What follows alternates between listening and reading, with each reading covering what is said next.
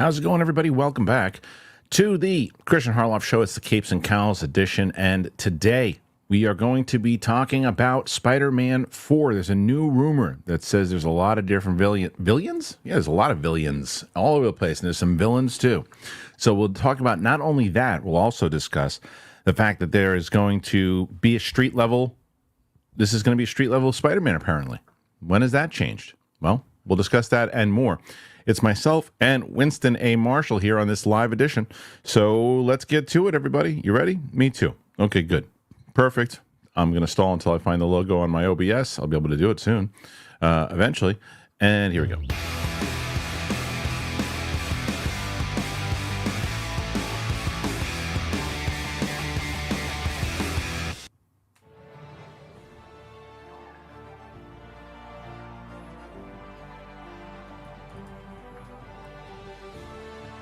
Welcome back, ladies and gentlemen. It is indeed Kristian Harloff Show, Capes and Cowls. Myself, Winston A. Marshall. Winston, how's it going?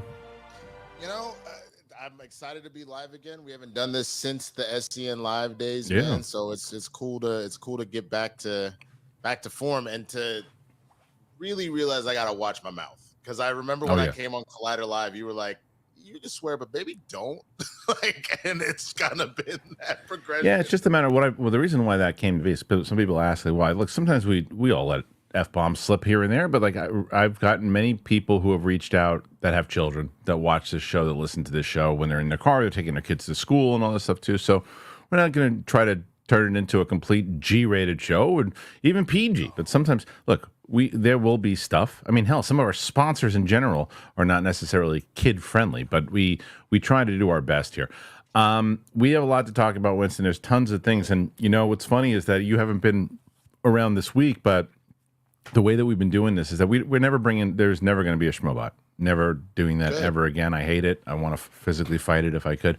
But I mean, it paid for all you guys, so we'll say that. But what I will say is that what we wanted to do is for each episode that we do, we go through all our main topics, and at the end, if the audience wants to get involved, and they throw in the super chats, and at the end of it, we discuss all of them. So Roku and I have been doing this for 6 months, and he's been doing really people like asking us questions and doing that. And the other day, he had like 43 questions of what it was. So he was deemed the champion for having 43 questions. Roxy did not like that, and on the next day, she made it very clear she wanted to dethrone Roka, and dethrone him she did. She stands as the current champion at 47.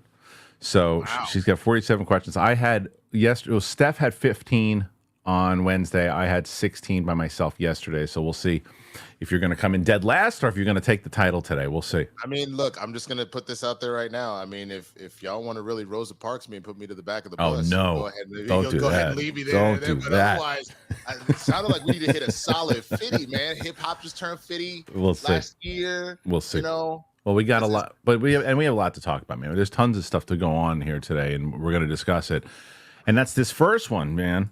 This is a new rumor coming out. This new rumor claims to reveal that several villains are considered for the now postponed street level story. Rumor has it Spider-Man 4 will no longer be a street level story, but according to a new report, Marvel Studios was considering some fan favorite villains for Spider-Man's delayed team up with Daredevil. So I might get sad here. We might go back to the fact that it's not a street level. Original plans called for Spider-Man 4 to be a street level story revolving around Peter Parker and Daredevil teaming up to battle Mayor Wilson Fisk. Ant-Man was expected to factor into the story, and the movie was eyeing a 2025 release date until last year's strike caused chaos in Hollywood. Now the movie is expected to swing into theaters in 2026, smack bang between Avengers Doomsday and Avengers Secret Wars. Tom Holland's Peter Parker will supposedly be the former lead actor, so a simple street levels is no longer going to work, especially if Doomsday ends with the destruction of Earth 616 and the creation of a new battle world-like reality. Yesterday, the Cosmic Circus reported that the plan is for Spider-Man 4 to revolve around Peter and Tom Hardy's Venom teaming up to battle Null. Is that it is? Null? No. Mm-hmm. God of symbiotes, as he looks to envelop the multiverse in darkness. The site has since shared new details on what Marvel Studios was considering for a movie that once looked set to be a sequel to Daredevil Born Again, which also no longer works, following a creative overhaul, and the fact that Season 2 won't begin production until later this year. Apparently, multiple villains were being considered for Spider-Man 4, including the Magia, Mr. Negative, Spencer Smith, the Scorpion, the Prowler. Interesting, it said Marvel still intends to tell this story, but might have to wait a bit longer. Destin Daniel Cretton will direct Spider-Man 4.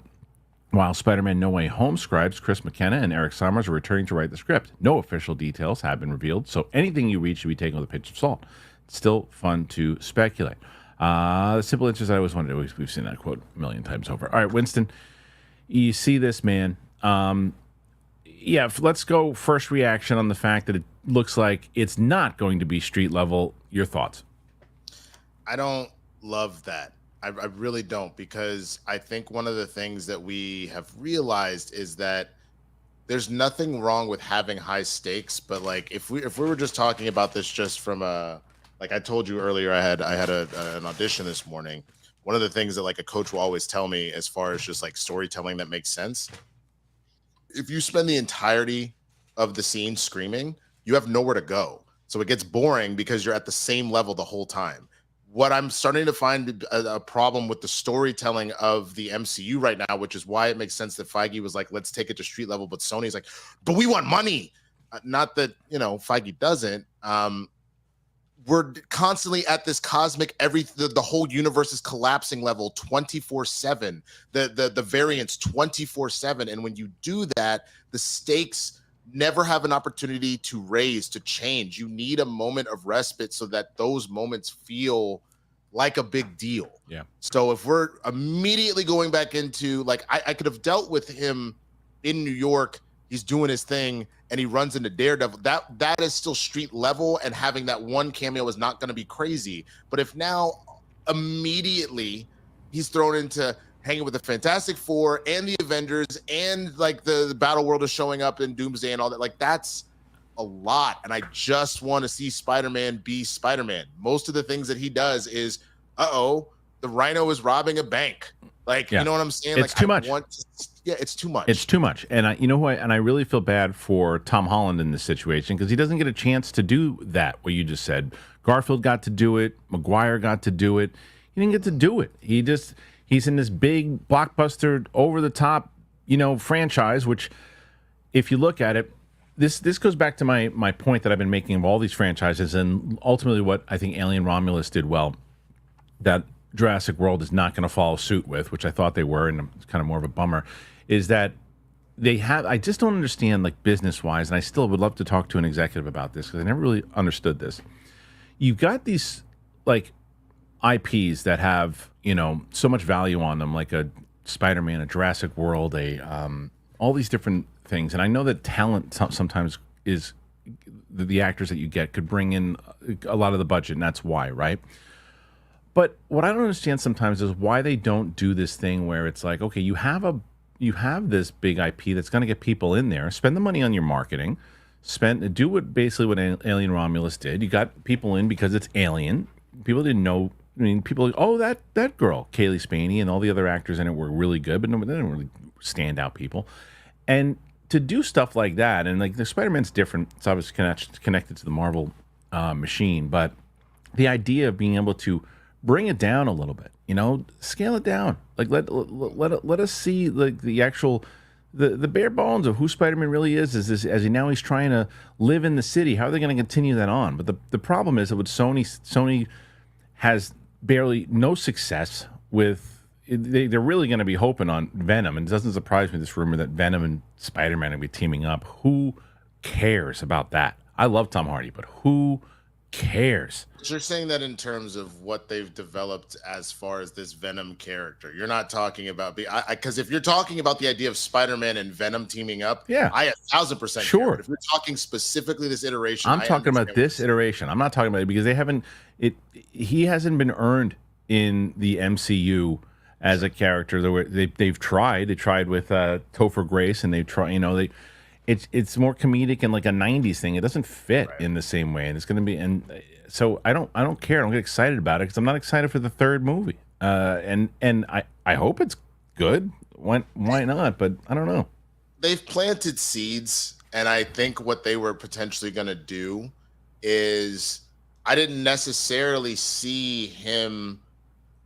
Based off of how they did it and just brought Tom Hardy in for 30 seconds in a post-credit and then left part of the symbiote, I was thinking that they were going, because they made Flash such a major character in the MCU iteration of Spider-Man, that we were going to get Agent Venom. If you're not familiar with that, Kristian, at a certain point, the symbiote isn't with Eddie anymore.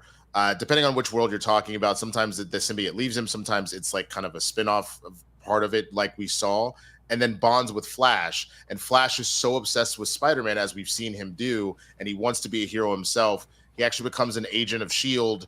as Venom. He like gets the symbiote himself, and instead of like all the tendril stuff that he still does that, but like he's pulling out guns and he acts like an agent of S.H.I.E.L.D. but with the symbiote. So like if that was what we were going to go for, and maybe it's the two of them having to deal with Ned, because there's always been the rumor that Ned might go evil like he does in the comics as far as being the Hobgoblin. All of that could be very interesting, I guess. But I mean, so combine all of that.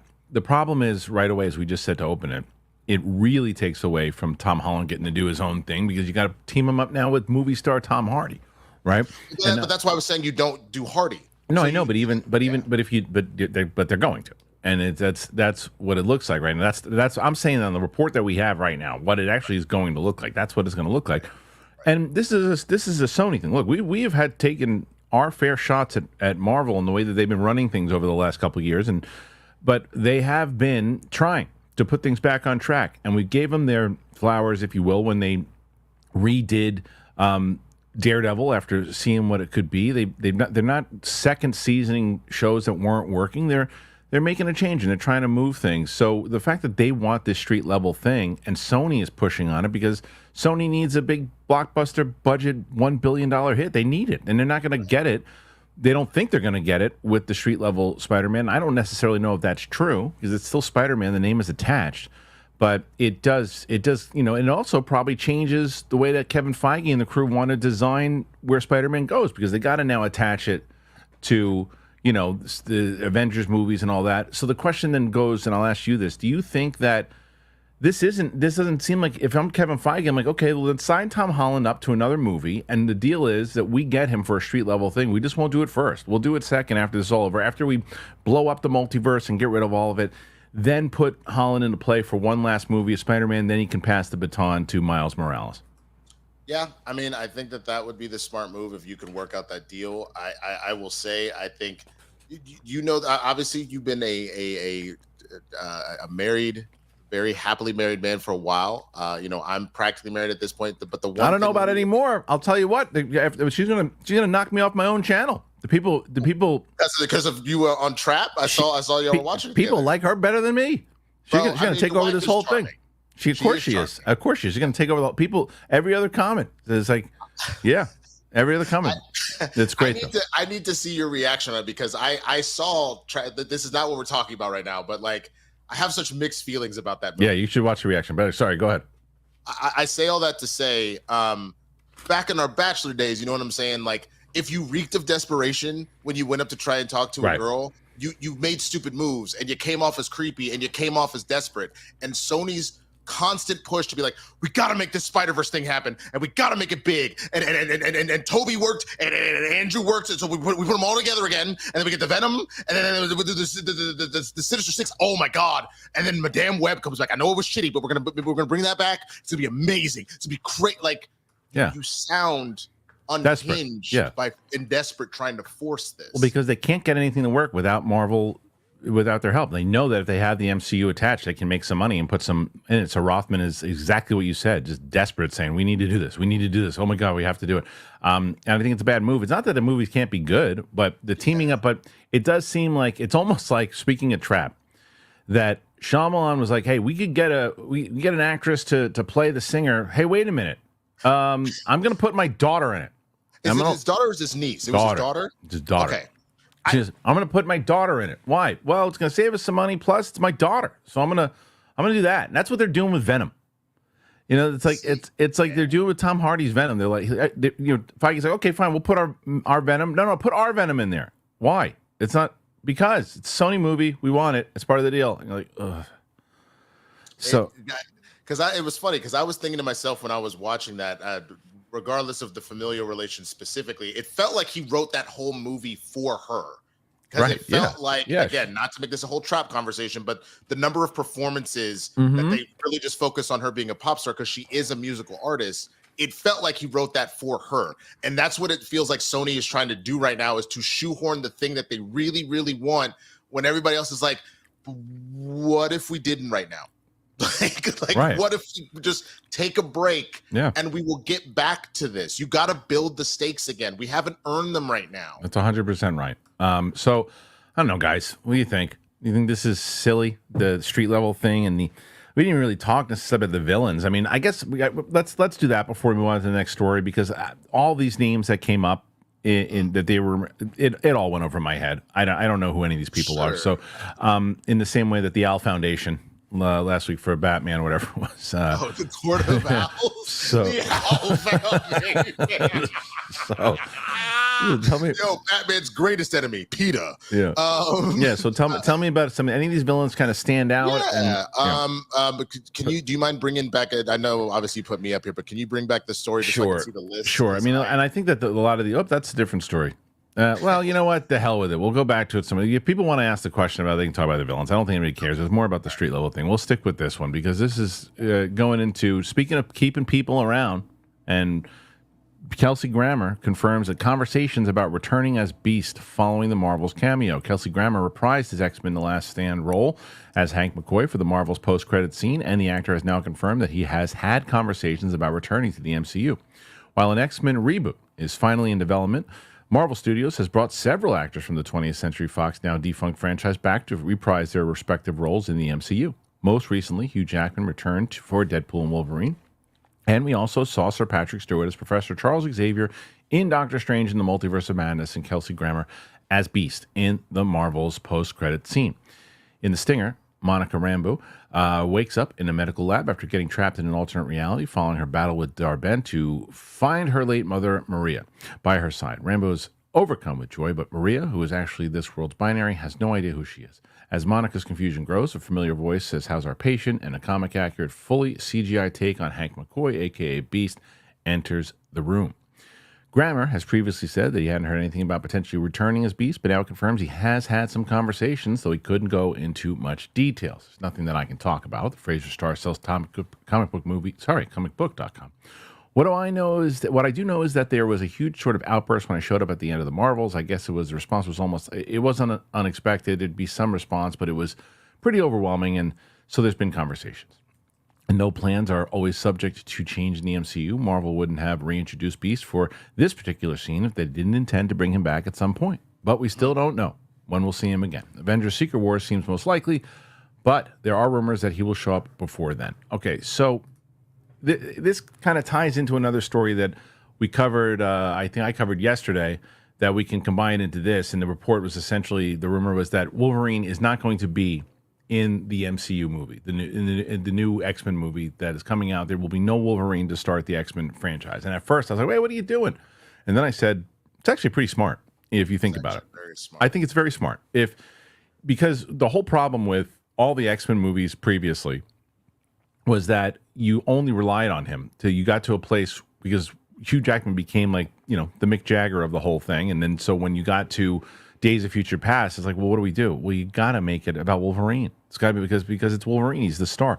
So if you build up these X-Men first, these characters first, then by the time you introduce the new Wolverine, you give him some time and you can marinate and let the X-Men be your whole franchise for the next 10 years. That also couples the fact that you're going to have Hugh Jackman signed and rumored to play Wolverine again, probably leading up to Secret Wars, right?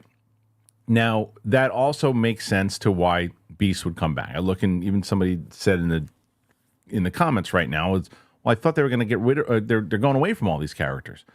Yeah. I think because they're in this spot right now, leading to where they're ultimately going to just destroy this whole entire multiverse and put it to rest after the end of Secret Wars. You're gonna basically do Deadpool and Wolverine on steroids is what you're gonna do with all these different characters, and it's not gonna just be, the characters from the Fox universe. It's gonna be anybody that you can put in there, anything that you can do. It's gonna be huge. So Kelsey Grammer coming back doesn't surprise me at all. And Patrick Stewart will probably be back, and they'll probably have tons and tons of people that are gonna come back for little things here and there. But you hear this, what do you think about Kelsey Grammer coming back? I mean, look, I actually really enjoy his take of Beast, to be honest with you. I'm not saying that I don't like Nicholas Hoult. I do. But I think that Kelsey's was a little more apropos in the sense that, excuse me, the Beast that I know is both the one from X-Men the Animated Series in '97 that's quoting Shakespeare and things like that. It is the one in the comics that like is still very cerebral as that goes, and he gets insecure, but he's not shy. Nicholas Holt's take was always very shy, and I still thought that he did a great job for what he did, but it just never felt directly right. So having Kelsey Grammer come back, I enjoy what he does in that regard. I'm here for it. Like that's totally fine with me. If speaking on what you were talking about yesterday with no Wolverine, I also think that is actually very smart. It's not because Wolverine isn't a fan favorite character that people like, of course, but like you mentioned, I think the big fatal flaw that the X-Men movies had, you kept centering it fully on him. Right. When part of what makes the X-Men so interesting is that all of the characters are interesting. Like, I understand you killed off Cyclops in Last Stand because he was off to do Superman Returns. So he was like, I'll do it, but you're going to have to write me off somehow. And that's ultimately how Cyclops got killed. But like, I didn't really have respect for Cyclops typically. I always liked Wolverine a lot more. I always liked Gambit a lot more, but like seeing what they did with them in '97 and seeing the character that he is in the comics. If you ever read Avengers versus X-Men, Kristian? I mean, I remember I remember the video game. Was it a video game? There's been games with that happening, but there was a comic that came out, I want to say, within the last decade. Okay. Somewhere around there. And essentially what it is, after mutants have had to deal with the House of M. So like you've got the No More Mutants situation and all this stuff going on. Ultimately, the Phoenix Force is coming back to Earth. The mutants think they can bring mutant population back by getting the Phoenix Force, and the Avengers are like, the Phoenix destroys planets, and no. And so the two of them start fighting because the mutants are like, we need this to save our people, and the Avengers are like, it's too dangerous. And so you end up in a situation where Cyclops is so hell-bent on saving the mutant race, he becomes a villain, and he becomes very interesting. That whole arc is incredible to see him become essentially the villain because he's tired of mutants being picked on. I want to see stuff like that. I want to see beyond Wolverine. I love Jean. Another person died. Like, I love Logan. Right. But there are so many more stories to explore. 100%. And it also, by the time, because the X-Men have been proven, at the time when X-Men in 2000 came out, it was the first introduction to it, and you got to go big or go home in 2000. Absolutely. And so you got to bring in Wolverine for the first one, right? You're so established in the comic book genre right now in general, and Wolverine is so established, plus the fact that it's going to be so hard now that Hugh Jackman's still going to play the role a little bit longer, and he's probably going to have a bigger role in the Avengers, and you're going to see him team up or go back. It's like go to wrestling. It's like you always wanted to see the Rock and Hogan. You always wanted to see Stone Cold and whoever. They always wanted to see like the legends kind of build up with one another. You're going to get a chance to do that in Secret Wars. You know what I mean? You're going to see like Wolverine, the Hugh Jackman teaming up with somebody, or you see some kind of him and Thor together. All right, it's amazing. And then you put it to rest and you give some time to marinate. You introduce the new X-Men when they come in, and then Wolverine comes in on the second movie, the third movie, and you don't rush it. Well, I have a question for you, just to further kind of, I could be wrong here because maybe you don't feel this way, but taking the solo Wolverine movies out, because obviously that's just focusing on him. Yes, mutants, X-Men. What would you say is your favorite or top two favorite X-Men movies? Well, not fair. We just did that. Matt Serra just launched his channel, and they did a whole thing, the X-Men movies from worst to best, and they were talking about First Class is one of my favorites. I love First Class because it's one of the reasons, by the way, and I've told you, I called you or texted you immediately after Transformers 1 and told you how much I love that movie. Just to sidetrack, and I'll come back to this point real quick about Transformers 1, how funny and ironic is this? You and me hated that trailer so much, hated it, and talked about how horrible it was going to look. And not only do I wind up loving it, and I wound up doing a reaction, I got tagged, the official Transformers 1 Instagram account posted my reaction. I was like, and I'm like, who would have thought in a million years? They probably would be like, I figured Optimus Prime would be waiting for him at my door. What were you saying? Shut up. And it's like now it is pleasantly surprised. But the reason I bring that up is because of the origin and the way that the way they played it with the lore, and that's why I like First Class. But that and probably Days of Future Past and X2 are probably the so. The irony of all ironies. So First Class, you have nothing but a cameo out of Wolverine. A very great cameo. It was a perfectly used one. Hi, we're putting together a team. Go F yourself. Like right. Genius, right? Yeah. Days of Future Past. Yes, we are using Logan as our main perspective, and he is who we are using to travel in the past. But it is such a focus on Mystique's feeling of like betrayal with both Charles and Eric, and it really is more focused on Mystique and Jennifer Lawrence and that kind of whole path, and essentially Logan trying to stop her so that they all don't die. And then the last one you mentioned was X2. Again, Logan is still at the center of it. He's walking around with Rogue and Bobby. And I'm talking about X-Men movies, by the way, not like Solo. Like Logan would obviously, I think Logan is my favorite movie out of all of them. So that's not like an X-Men movie. I intentionally asked for us not to use that just from the standpoint of like, obviously. Yeah, it's like it's based in the X-Men and the team and stuff. Yes. Yes. And then in that, like the storylines that are interesting are like essentially seeing the whole situation with like my favorite part of X2 as I did a rewatch up to Deadpool was Storm and Nightcrawler, which we've seen a number of different times in different iterations, having a conversation about being a mutant and all that. And you know, you have Storm who keeps her composure, but talks about a lot of times in that movie and in other iterations about being not just a mutant, but being a black woman. And so the hate that mutants get and the anger that she has, and the Nightcrawler who looks like a literal demon talking about trying to, you know, I get it, but people are human and trying to have like compassion and empathy and all that. Like those are the moments that become really interesting to listen to and watch. And it's not to say that Wolverine isn't interesting, but you know what I'm saying? Like that it adds an extra layer other than just the same story we know about Logan constantly, right? Which is still good. But if you hear the same story over and over again, you eventually kind of get tired of it, you know? I totally agree. So I ask you guys, what do you think about all this stuff? What we've been discussing thus far, and of course, how the X-Men will play out. What say you? Put your thoughts in there. Got to hear about these things. Winston, you're currently at 8, man. You're at 8. You're about, in order to get out of last place. A lot away. Well, in order to get out of last place, you got to beat Steph at 15. So we'll see if we get you at 15. But you can at least do that. So we are at 8 for Winston at the moment, but this is some good ones. But before we get into our next topic, because we got a good one about the Penguin, because the first reactions, or first reviews rather, for that show is out. We're going to discuss that. Winston, you've been using, I know you, same with me, you use Rocket Money all the time, right? I do. Yeah, Rocket Money is it's the shiz, as they say in some parts of France. And it is, it's a personal finance app. If you guys don't know what it is, you have these subscriptions, unwanted subscriptions you don't even know about, and it lets you know if you have that. It lets you know when you got to pay some bills. It lets you know if there's anything going on in your account that you didn't know about. And it's been a game changer for me. I just love it so much. And I keep telling our audience about it. And I think the best thing you want to do is you want to go stop wasting money on unwanted subscriptions. You go to rocketmoney.com/big thing and start your saving today, man. It really helps out. The amount of money that is saved per month on this stuff is just game changing.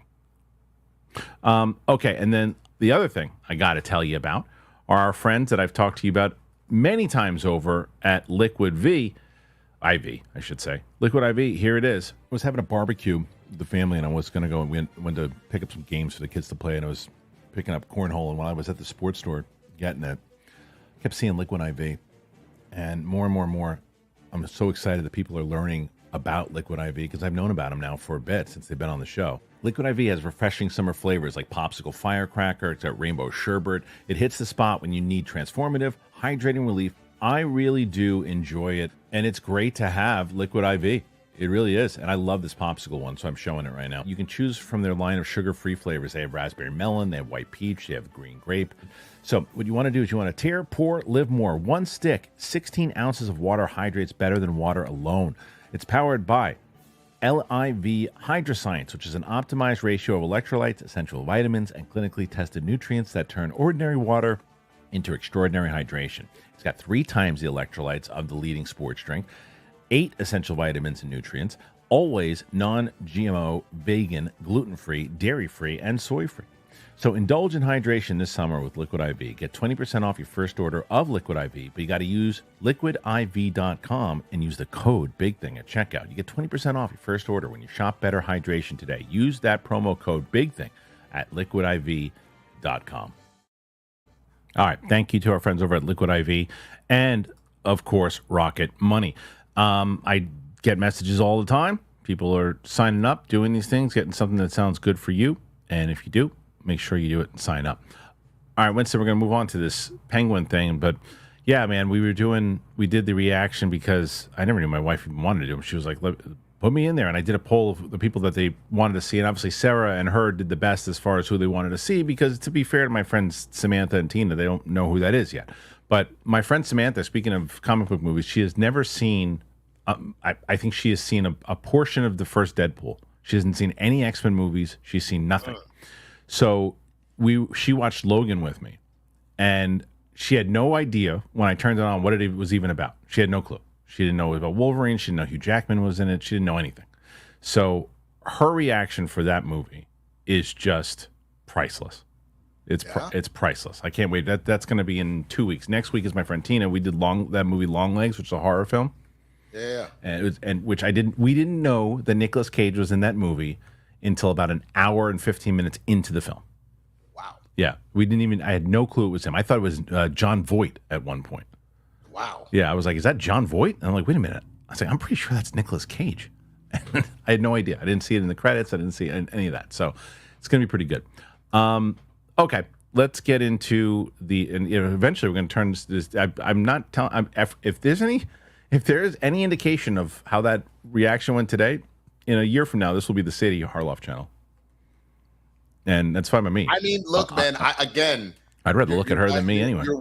Your wife is a very charming person. I'm not surprised that the world was like, I mean, that's where your kids get it from. Yeah. That's literally why your youngest is the perfect blend of like sweet and you talking to me. Like she's like, you know what I'm saying? Like, yeah. What did she say today? Oh, hilarious last night. She says to my wife, says something about, I don't know. She was eating a burger. My wife goes, "Don't put that much ranch on it." My little one looks up to her. She goes, "Come on, stop yucking my yum." Goes back to the thing. She says, bro, there's a point at which I just can't believe you. And I mean, I do. I know what you mean, because it's just so crazy. Yeah. She is so adult, and it almost feels like hilarious. What she's doing is like, she maybe does it, like, she's very smart. She maybe like doesn't fully get what she's saying, but she knows, clocks it well enough to know exactly how to use these phrases. Yeah, she does. You know what I'm saying? Yeah. And I asked her, I said, Macy, how do you even know that? She goes, school. I'm like, oh, okay. Everybody gets everything.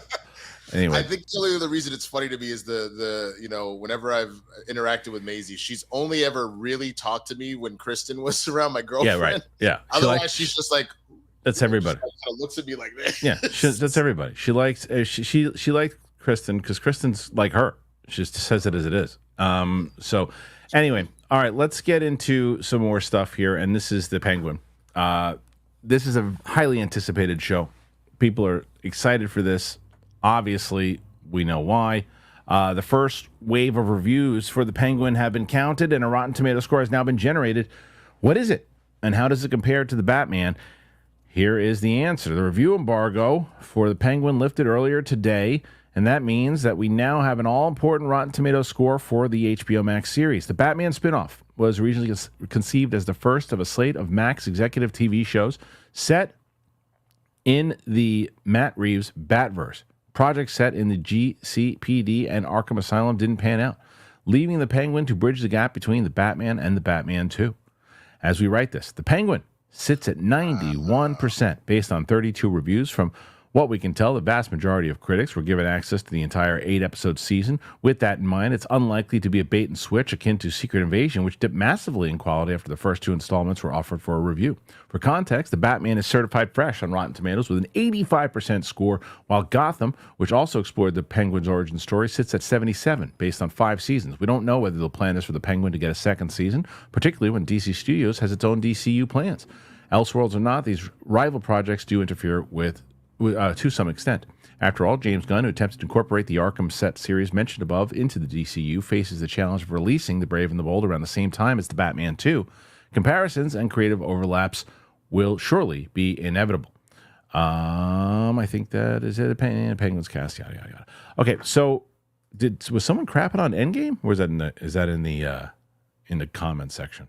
You told me not to look at the comments. No, it's good. I'm glad you didn't. But I saw someone says, "Hey, we're making fun of Endgame." Don't make fun. Endgame is the best. Don't make fun of Endgame. It really is. It's like I still think it's my favorite. Like Infinity War better, but I think I like Endgame. I think Endgame is my favorite out of all of them. Yeah. Who's making fun of Endgame? Stop that.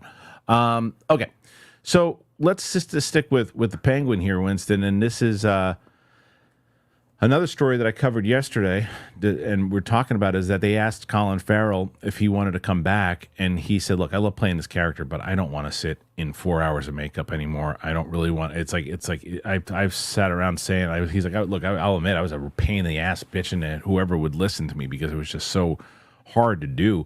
Now, what I also said to counter that is, let's see what A, the reviews are on the show, B, what the ratings are like, and see how much money they offer him to do another season before he's going to say, "I don't want to do it anymore." So that all can change on his perspective. The thing that landed for me was that the same reason this whole thing started in the first place is that James Gunn wants to take care of the stuff he's taking care of. He was going to greenlight Joker 2 and make sure Joker 2 went through because it's going to make a ton of money for the studio, so it'd be stupid to cancel that.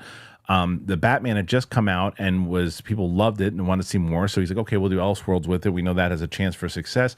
Let him do his second movie. Let him do his third. They were supposed to do an Arkham Asylum thing. That didn't happen. They're supposed to do more. The season 2 will potentially still happen if the ratings are as good and if they can get Colin Farrell back. But it will start to phase out eventually because it will conflict with what Gunn's trying to do. Don't you agree? Yeah, I think it will. Honestly, I feel. We've expressed that people can potentially separate things out one way or the other, but I almost feel like once the ball really starts to get rolling with the Batman that is meant to be in Gunn's universe, it either needs to be so drastically different than people can tell, or you almost need to get ready to wrap that up. You know what I'm saying? Yeah. So I don't know if you want to fully extend that out. I agree with you as far as Colin Farrell saying, "I'm not going to do it again." If he gets all the awards and all the money, unless he's like, "I'm starting to ramp down my career," which, and I don't think he necessarily, because like Jim Carrey, for example, has said that he's done with Hollywood. The exception is Robotnik, because he actually really enjoys that film. He loves doing it for the little ones in his family. And that role brings him a lot of joy, but he is done with Hollywood. He's made that very clear. He's doing Sonic 3, but still. That's what I'm saying. Yeah, Robotnik is the only thing that he will do. He'll do things here and there, but like, but this is different. This is recency bias of somebody who is just like, it's traumatizing to have to sit in a chair for 4 hours looking like that and having to act like that. I mentioned this on yesterday's show. I was a big Sopranos guy, as you know, and I was watching the David Chase documentary, and they were talking about like James Gandolfini and just being the lead of a show in general, and all the stuff that you have to do in the range of emotions, how it's just taking that home with you all the time. Well, couple that being a lead with the show, of wearing extensive makeup to be in a chair for 4 hours, plus to go. And this is not like a funny, lighthearted, he's not playing Fat Bastard from Austin Powers here. He's playing, you know what I mean? He's like, you can have fun in that. He's probably still a pain in the ass, but at least you're laughing, goofing around. This is a mob story where you're going to have to go in dark places. And that the difference was he had a substantial role in the Batman, but he wasn't the focus. So like you probably had all of maybe 2 weeks at most on set for that movie versus shooting an entire season or limited series, I think is what he wants, but shooting an entire season of this in those process. Oh my God. Like I honestly can't imagine what that does to your psyche. Like you said, both the actual performance and the chair. So the 4 hours to then go and be a piece of shit. Yep. I hear that. you. Yep. And then you know what I'm saying? Every day, man. So I get it. It is something that can take a toll on you. And I don't blame him if he really is serious about it. But I think if enough accolades, enough money comes his direction, that he would probably reconsider. Of course. Yeah, that's a no-brainer. That's a no-brainer. But it's a matter of, I think the James Gunn side of it is where, you know, in the long run, how long does it stick around? 2 seasons, 3 seasons, maybe 2 leading into the Batman. So that makes sense. All right, sticking with DC. We got more here, and there's so much with this Lanterns thing lately. So much. Yeah, it has been. It really has been, bro. Lanterns reportedly enlist the end of the effing world director Lucy Chernerick. The upcoming DCU Lantern series is rumored to have enlisted, I can't speak, the end of the effing world director Lucy Chernerick to helm an undisclosed number of episodes. Well, What? Nothing. While we wait a word on which actors will step into the co-leads of Jon Stewart and Hal Jordan in HBO's upcoming Lantern series, we may know who has been enlisted to direct some of the episodes. Stephen Williams is believed to be in talks to direct the pilot, but according to Daniel Rickman, Lucy Chernerick is also in negotiations to helm an undisclosed number of episodes. She directed Sunny, Station 11, and The End of the Effing World. Josh Brolin was offered the role, but we learned that he had passed Ewan McGregor, Matthew McConaughey, Chris Pine were all in contention, with Pine expected to get the lead offer if Brolin declined. We don't know if Pine is next in line or not, but the trades believe that McConaughey is not in the mix. Emmy Award-winning Lost and Watchmen creator Damon Lindelof is working on the pilot, alongside with Ozark showrunner Chris Munday and comic book writer Tom King. Production is set to commence in Q1 of 2025. Nathan Fillion's Guy Gardner will make his debut in Gunn Superman and is expected to have a supporting role in the series. Okay, so what do you think here? This is something where, look, Snyder and the trades were going back and forth. Snyder said there's no world where Chris Pine gets it. I think Chris Pine's a perfect cast for it. I think he's perfect for it. He said there's no world for it. No way it happens. He still says McConaughey's in the mix. So I don't know. I don't know about as far as who gets that particular role, but this director, they're putting together a knockout team of writers, directors, showrunners. I mean, they're going full force with this. The credits for all of these people, they're coming to play. They're not just coming to make something they're coming to play. Well, I think this speaks very specifically to Gunn's weight in the industry. I think there was a lot of people, most of them just haters because they didn't necessarily want to see Snyder's vision go away.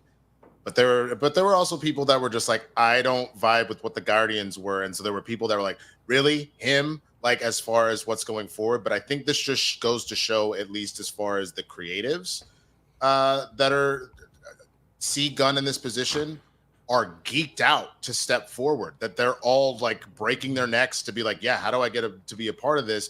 And then the exceptions to that, like, you know, Brolin passing, I didn't read the story on why he ultimately did, but for the most part, everybody that has kind of been offered something like this has been like, yo, when do we start? You know what I mean? Like, even the fact that you have the rumor of, you know, Pratt being like, yeah, if we got something that works, I would love to, you know? So I think that this Lantern show is going to be fire. I don't know this director personally. I didn't see The End of the Effing World, so I'm not familiar with her work.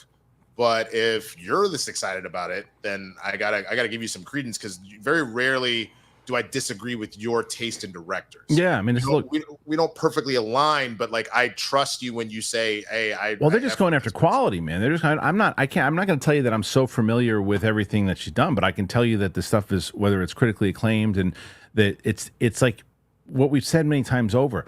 What's your team? How are you building out your team? And does your team put together the vision that you want? And if you're not, like Gunn, who's not directing this, knows what he wants, right? And says, okay, look, I know the guys to get, the girls to get, to make this thing in my vision. And then this is what I've been talking about. And here's my Star Wars thing that I bring up at least once an episode, right? And it's like, where you should call people in the room and go, okay, here is what we have envisioned. This is where we want to go with the story. This is where it ultimately is going to go. We're going to start here. We're going to move here. We have this. We want to line up. Here are the projects that we want. We really liked what you did on your last movie. We liked what you did on your last show. Do you think that you can do this? Yeah, I think I can do this. And the take that I would have is this, and this. Well, that's great. We want to do that. That's some creative new things that we hadn't thought about before, as opposed to, well, I'd actually like to do this instead. Well, we hadn't thought about that. Okay, do that. Do a movie about a purple Jedi flying around with, and who knows, then pizza can come out of the ears. No, that sounds great as long as it works. Cool, sign it up. And this is what James Gunn is not doing. He's saying, I know exactly where I want to go. I have an idea of what I want to do. And look at this team. Look at these people. And I want it true detective style. I want it darker. I want to do this. I need to set up Nathan Fillion a little bit more and put him in the show too, because why wouldn't he be in it? Of course he would be in it. He's one of the Green Lanterns, so he would be in it. Everything so far sounds like a win thus far. It just depends on how the execution is. Mm-hmm. No, I agree. I mean, I think the one thing that we've probably all come to the same conclusion about, if you're going to take over a blockbuster franchise, and especially one specifically tied to IP, you can't just have an executive. You genuinely need this person to think the way that you would want, like, say, the leader of a country to think. I'm not necessarily going to put my full hand in everything, but I'm going to hire literally all the best people, tell you what my vision is, and you tell me how that happened. Exactly. 100%. Sorry, I can't do that. Oh, you can't do that? Oh, I'm so sorry, Siri. Well, then, by all means, F off. Yeah, for real. Why did Siri get involved? You didn't hear that? Why did she get involved? I don't. She was just telling you that she cannot delegate. And neither apparently can AI. But that's not the point. Siri's been farting too. But I think that's the thing. I really, other than I enjoy Gunn's work, it really feels he's giving me the vibes that Feige did at peak MCU days of, here is my vision and what I want to do. Let me get the best out there. Let me go find the Russos and the Kuglers. Yeah, I know where I want to go. Let's take collaborators. Not somebody who's going to take and do things like rogue. Let's have collaborators for the story and the vision of where we want to go as a brand. They, to me, right now, are in the lead of, at least, look, as far as structure and plan, they're in the lead. Now, as far as quality, we have no idea. We haven't seen anything yet. The Superman can come out and be a bust, and who cares about a good plan? Everybody has, as Tyson says, everybody has a good plan until you get punched in the mouth. Punched in the mouth. So, anyway, what do you guys think, man? Do you think that this is a good plan? Do you think that Lanterns is something you're getting more excited about? Do you think that the idea of whoever they cast as Hal Jordan, is that going to be a big thing? And how they're going to cast Jon Stewart? I feel there's going to be a major cast, especially with HBO Max backing it, but what say you guys? Okay, Winston, currently we're about 47 minutes into the show. We're going to get to questions pretty soon. You, my friend, you want to know what place you're in totally right now? I feel like I'm still in last. I'm probably at like 13 questions. You're in third place, man. 21. You jumped over me and Steph, and you're now at 21. I think there was one particular person who made that happen, but we'll go through it in a little bit. Thank you, particular person. You'll know pretty soon. Okay. But we're at 21, so you've got about 45 left before you can take the title from Roxy. Oh, 25 left before you take the title. I was like 45. 25. Did Roxy get extra questions in this time? 25 before you take Roxy out. But we have a few more stories to tell before we get to those said questions. So let's do it. Constantine 2. The producer says that the script is finished, and he's too scared to read it. What? Well, then fire that person. The producer, Lorenzo Di Bonaventura, who I've not been, as a person I've actually met, and he's a sweetheart of a human being, but I've not been a fan of him creatively with certain things he's done with G.I. Joe and Transformers and other things. But his name's on the new one. Look, hell, Michael Bay's name is on the new one, too.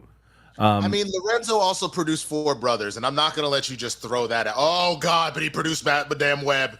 Yeah, come on. Anyway, shortly after James Gunn announced the first chapter of the new DCU slate, rumors began to circulate that a direct sequel to 2005's Constantine was in the works, and Warner Brothers would later confirm that the project was indeed in the early stages of development. Since then, we've had conflicting reports to the movie's status, and since it's pretty much been silence since last February, it was generally assumed that the sequel had been scrapped. However, Lorenzo Di Bonaventura now revealed that the script has been completed. It just needs work, and he just needs to work to read it. I can't even speak right now. He got to have the courage to read it. It's in my inbox right now, funny enough. I'm too scared to read it, though. I want it to be good so bad. I'll probably read it in the next few days when I get on an airplane. We know that a finished script doesn't necessarily mean that a project will actually enter production, but we're certainly taking this as a positive sign. As far as we know, Keanu Reeves is set to reprise the role of the chain-smoking occultist, with director Francis Lawrence back on board to helm the film. We're not sure if the sequel will be part of the DCU or an Elseworlds project like Todd Phillips' Joker movie or Matt Reeves' The Batman Part 2, but John Constantine is closely linked to the Swamp Thing in the comics. So there's some speculation the character could be reintroduced as the main DCU's JC. The first Constantine received mixed reviews when it was released back in 2005, but despite an Americanized interpretation of the magic wielder and a few more liberties with the source material, fans reacted well to Reeves' take on the anti-hero, and the movie has gained a strong following over the years. How do you guys feel about Reeves returning as John Constantine? Would you prefer if the sequel remained in its own universe or folded into yada, yada, yada? Okay, so there's a lot here to discuss. And the first part is, for people wondering, well, let's just address the thing of they have a script, so that means it's going to happen. They said it themselves. It doesn't mean it. Lorenzo Di Bonaventura could read the script in 2 weeks from now on the plane, whatever plane he's on, and go, this is terrible. This isn't going to work. Real talk, guys. Let me just say, if you don't already know this about the industry, until it is on the screen and you got your check, it's not a thing. Or or at least start filming. But even if you start filming, like the other thing about that is they could, right? Literally the lesson I learned very early on in this industry. I had booked my first ever pilot early. I was in the industry maybe 2 years, and I was supposed to show up to the table read that week. And the next thing I know, I got cut and replaced by the lead's cousin because he just wanted his cousin to have the role. So he pushed me out. There was another time that I was in a movie. They reduced my role to a line. It happens all the time. So forget a script, forget we started shooting, forget we're in post-production, until that thing is in movie theaters or on a streaming platform, and until money starts flowing freely to trading this product, it ain't a thing. Now, I hope it's a thing because I really like Constantine, and I looked up while you were reading the story, Lorenzo's history, and he feels like one of those average players that you see. He's a big name though. He's been around. He's the head of Paramount. He's a big dude. Absolutely. Not head of Paramount, but you know what I mean. No. I understand what you're saying, but I mean, sports reference for you and me right now. He feels very like an Eli Manning type situation where sometimes you're like, bro, what are you doing? Yeah, well, he's never. Yeah, but at least Eli had 2 championships. I don't know how many championships he's had, but I know what you're saying. He's Transformers 1. You just said how good it is. He produced that. No. I didn't say. Transformers. This one. I thought you said Transformers. Yes. He is producer on it. So his name's on it. I don't know. I'm curious about how that plays. But then all the other stuff that plays into it is very interesting too. Now we'll go back to James Gunn. James Gunn is going to be looking at this thing the same way and say, okay, if this script is really good, why wouldn't I want Keanu Reeves in the DCU? If I'm going to be able to eventually have him do something with James Mangold also, and if he's doing Swamp Thing, and put those two guys together, and I got John Wick to be in Constantine. He wants to come back. He wants to do it, and he's going to be in my DCU. I got Keanu Reeves that wants to do this thing, and people actually really dig it. I feel like James Gunn's probably a fan of that first movie, and it seems like right up his alley. But the other side of it is you got to nail the script, and if you nail the script, then I won't make it an Elseworlds thing. If you guys are going to go and produce it and I don't feel crazy about it, I'm just going to make it an Elseworlds thing. If I dig it and I like it, then yeah, there's nothing to lose. In the way that you would have lost if you're putting together, if you decide that you want, Aquaman did really well, so now that whole stuff and all the DC EU stuff is now going to be canon also, and it gets too confusing, messy. You got to just reslate it and just do the whole thing over. Constantine, you could easily make it part of your DCU if you wanted to. And on top of the fact that of all the characters that actually traverses timelines, universes, etc., Constantine, because of just his occult like magic like element and everything, is one of the ones that we have seen literally just kind of be everywhere. Even though it wasn't super great, the animated Crisis on Infinite Earths that just wrapped up, that was one of the storylines that they went with, is that everybody else was kind of bent at the whim of the multiverse and time and space, but there was one John Constantine, and he was just doing his thing. So if you ever needed an excuse to just, why is Keanu here? Easy. That's an easy fix. That's it. Okay, so I think we've got one more story, and then we'll hop into questions. And so you guys know we take questions each and every live show. At the end of the main topic, we'll be here until the last one is finished. So if you have anything you want to talk about in the realm of comic book movies or anything in general that you want to bring up, you want to discuss, throw your questions in now. We will go through them. And before we even do that, I have discussed with you guys over the past week, in general, and Winston, I know you know it's football season, man. So right now, I'm going to tell you guys about Prize Picks, and I've been discussing with you guys about Prize Picks for a bit for the last week, and it's great. It's America's #1 daily fantasy sports app. It's got over 5 million active members. Prize Picks is easy. It is the most exciting way to play fantasy sports. It really is. Unlike other apps on Prize Picks, it's just you against the numbers, and all you do is more or less you pick 2 to 6 player stats, projections, and watch the winnings roll, and it's that easy. It's the best way to get action on sports in most states, including California, Texas, Georgia. You want to play Prize Picks alongside Drewski, Joe Budden, and MMA champ Sugar Shane O'Malley? Well, you can. Find community plays under the promo tabs of the app to view entries from some of the biggest names in the Prize Picks community each week. Prize Picks embedded the flex play, which means you can cash out of your lineup, and if it's not perfect, who cares? You can double your money, even if it is one of your picks that doesn't hit. So share it with us, guys, and let us know if you're using this and what has been working. For me, the reason I love it so much, Winston, it's easy. It's super easy. And what you do is you just download the Prize Picks app today. You use the code Big Thing. You get $50 off when you play 5. That's right. Use the code Big Thing on Prize Picks. Get $50 instantly when you play $5. You don't even need to receive the $50 bonus. It's guaranteed. Prize Picks. Run your game. Now, I am really excited for you guys to obviously check that out and let me know. And as you've been letting me know about all these things I've been telling you about, and the other thing that you have been writing me about and you've been loving, and I'm glad that you've been loving, and of course that's the Perfect Gene. And the Perfect Gene is just comfortable. It's just comfortable. Have you tried these yet, Winston? Not yet, man. Oh, it looks dude, like I need to. You got to try them out. Because for me, it's like if you have, there's 700,000 pairs of nuts, and they're rescued from bad genes. That's two per dude. And you know who the hero is on that one, Winston? Oh, the Perfect Gene.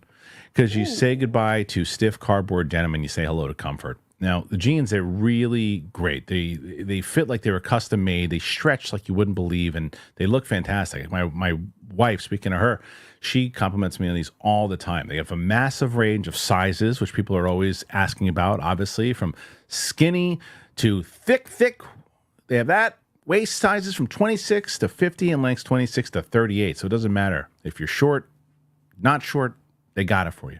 For a limited time, our listeners will get 15% off their first order plus free shipping at theperfectgene.nyc, or just Google The Perfect Gene and use that code BIGTHING. So it's time to stop crushing your balls in uncomfortable jeans by going to theperfectgene.nyc. Use that code BIGTHING. You get 15% off your first order plus free shipping. Free returns, free exchanges when you use that code BIGTHING at checkout. Again, that's 15% off for new customers at theperfectgene.nyc. Use that code BIGTHING. All right, happy for it. Thank you guys. Appreciate you guys supporting the show that way. And Winston, let's talk about something that we have. I'm going to talk about it in a different way because when we bring up this character the last couple of times, it's all a bit about controversy. This will probably be controversial, but not in the way that you think. Bo DeMayo's talking again. Yes. Is he actually talking, or is he just getting people to go subscribe to his OnlyFans to see receipts that only when you pay for them do you get to? Probably both. X-Men 97 showrunner Bo DeMeo reveals an original Doctor Strange 2 plot, including a shocking character death. Whoa. We often share leaks and rumors here on comicbookmovie.com and appreciate that some of you, well, you don't buy them. It's fair enough, but there have been many occasions where they are correct. Other times, not so much. Earlier this week, we shared a breakdown of an early version of Doctor Strange and the Multiverse of Madness from leaker My Time to Shine H. Sharing a link to our post, former X-Men 97 showrunner Bo DeMeo confirmed it was correct and shared additional context. How's that for a reliable source? He said, correct. OG drafts did her justice. Wanda was with Strange recovering after Westview, feeling bad about what she did. She helps him. Wong and Chavez beat Nightmare across multiverse, where she also sees her variants happy with her kids. Still, Wanda resists, and she, not Chavez, helps Strange save the day against Nightmare, who turns out to be a Darkhold corrupted Strange variant. The writer continued. Also, she used her experiences in WandaVision to warn Chavez about abusing her power. Wow. Often after saving the day, unable to resist finding a multiverse where she can be with her kids, does Wanda sobbing break from Strange and accidentally beheads Wong, holy moly, who tries to stop her from fleeing into the multiverse. That was the film's cliffhanger.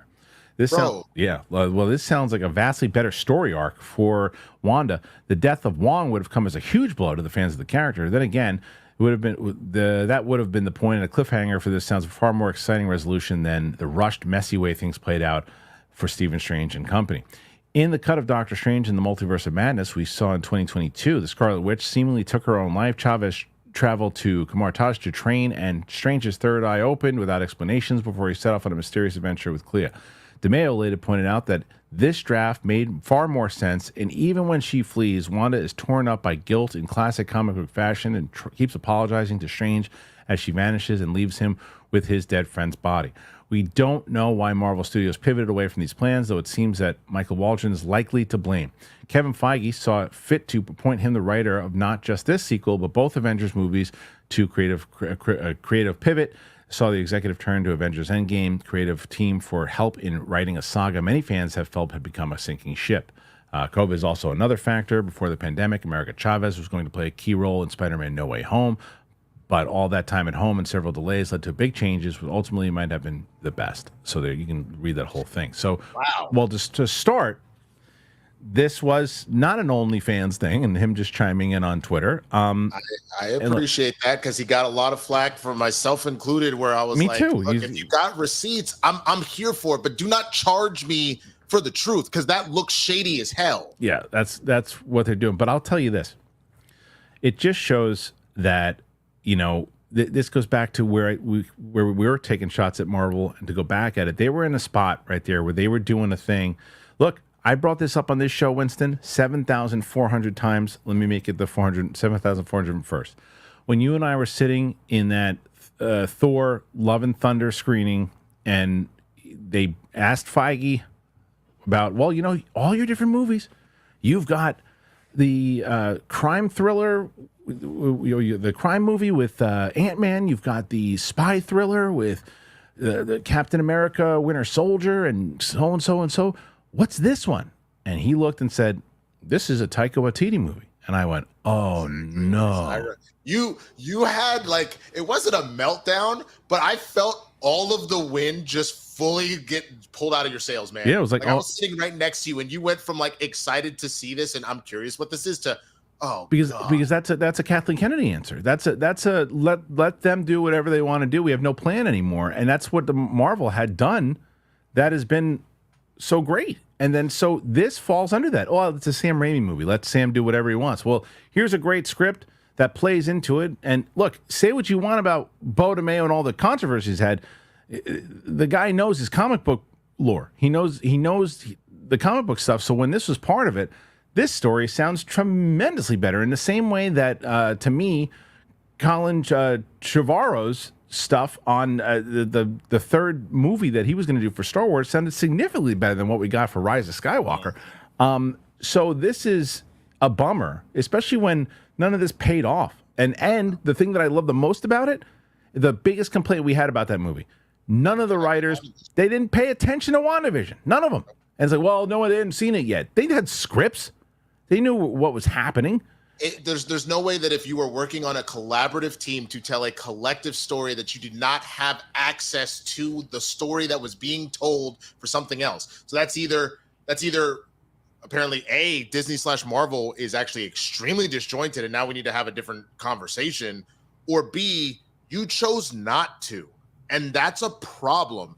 This script, this like plot line sounds incredible, and it actually sounds like Wanda's character makes sense not just in what we've built in the MCU, but again, one of the main story arcs with Wanda is she is just this is a human being given God powers, and how that can constantly just mess with you. And so for her to once again get to a space of, I really did F up in Wanda in Westview, I'm not going to let that happen again. I'm going to warn somebody else at it. And then unfortunately, almost like she's most closely related, in my opinion, to the Hulk, where it's all of a sudden your strength is just too much and you accidentally killed Wong. And now the one person that was maybe your biggest ally and tutor hates you because you killed his best friend. That sounds fascinating. It does. And it's like, I don't know what they did there. And I bet you it's one of those things. Sometimes, look, Kevin Feige probably has a lot of power, but sometimes he probably gets pushed around, and he might have gotten pushed around there. And he's a bit of a Sam Raimi fanboy himself. So if Sam was like, I don't know if I really want to do this, all right, Sam, no problem. And I think that was a bad move, but interesting. That actually really upsets me, because I've been pretty vocal that like I'm not a fan of Multiverse of Madness, and it's because to me the movie feels dated and rushed. It feels both. It feels like you're trying to shoehorn in the Illuminati, and you wanted John Krasinski as Mr. Fantastic because we've been talking about it, and you put Xavier in like the classic X-Men animated series floating yellow chair. Like, you wanted to just get it all in there, just do it, and it just doesn't hit for me. I know there are people that love that movie. I am not one of them. Yeah, no, I mean, it's a forgotten. Even the people who love it, it's kind of a forgotten movie. People don't bring it up a lot. But anyway, what do you guys think about these new revelations that have come out about Doctor Strange? Should they have just kept to that story, or look, sometimes mistakes need to be made, and we're getting back to a place that I think that we all have a little bit more optimism for where Marvel's going now too. So maybe mistakes need to be made sometimes. All right, let's get to your questions. Currently, we sit at 25 questions. That's a good question day, Winston. That's a good question day. We got 25 questions. The record currently is 47 by Roxy Stryer. And I don't give Mike any credit. He was on the show too, but he didn't do anything. So damn. Yeah. Ewok in Lanterns. Gunn says that Hal and John will investigate an Earth-based murder and encounter a dark mystery that ties into the larger story of the DCU. Winston, any thoughts on what this dark mystery will be? It's a good question. It's kind of hard to say when you consider I don't even know where we're going with Superman yet. Like, and that is supposed to be our opening salvo. You know what I'm saying? Right. Like, if I need to know really what part of like the DC Superman lore, like where are we? Like, where there's talks about the Hall of Justice. I mean, we're already meeting Guy Gardner and Mr. Terrific. Like, it's too open-ended for me to even make an educated guess. The only thing I could maybe see, just off rip without knowing, it's way too soon to do Blackest Night. So maybe it's like a Parallax type situation, and it's like, oh man, people are running away with fear and they're dying in these horrible ways. And maybe we find out that like Sinestro or some sort of Yellow Lantern or Parallax or something like that is messing with people, and they're, essentially killing folks. I don't know. I honestly have no idea without any other context to the rest of the universe here. Yeah, same. I mean, it's one of those things where it's similar, where people are like, well, what do you think the story of the Acolyte will be? When that comes out, and we thought it was going to be this. We thought it was going to be this. What the kind of a true detective story of like two partners going through the whole thing. That, to me, it sounds fascinating. They didn't execute it, obviously, but it looks like they're going to actually execute it, or at least try to. I can't tell you enough about the lore to kind of guess, but I can tell you that I'm excited about it. If they actually do what they're saying they're going to do, and it seems like they're putting the team to do this, I think it's pretty interesting. Because the other part that makes it hard is if you were telling me that it was maybe it started on Earth, but this kind of went into the cosmos, but it seems kind of quick to do that, then I could make some educated guesses. Yeah. But if you're telling me it's Earth based, knowing that most of the Green Lantern stories that I'm pretty intimately familiar with are space faring, and it doesn't mean that like Green Lantern doesn't do stuff on Earth, but they're space related. It genuinely is hard for me to make a guess. Yeah. All right. Next question, staying with the Lanterns, and this is Mike Joyce. Would you be disappointed if Lanterns stayed on Earth the whole show? The description of it so far sounds like it will. It's a show about space cops. Again, I think the same thing what Winston just said. Hard for me to say because I haven't seen it yet. You know, it's like, and I don't have enough to where I'm like, oh, my thing is I want to see them on different planets and doing this. For me, I really want to learn about who these people are and what they do and what you can combine it all. Maybe there's a couple things off world, whatever. Maybe that eventually leads into it because this is not the first or not the last time we're going to spend with the Lantern Corps. We're going to be with them for movies and other things too. If it's the first introduction is them kind of showing their powers on Earth, I'm okay with that. I also could see this being a situation that is almost similar to, say, like The Bear.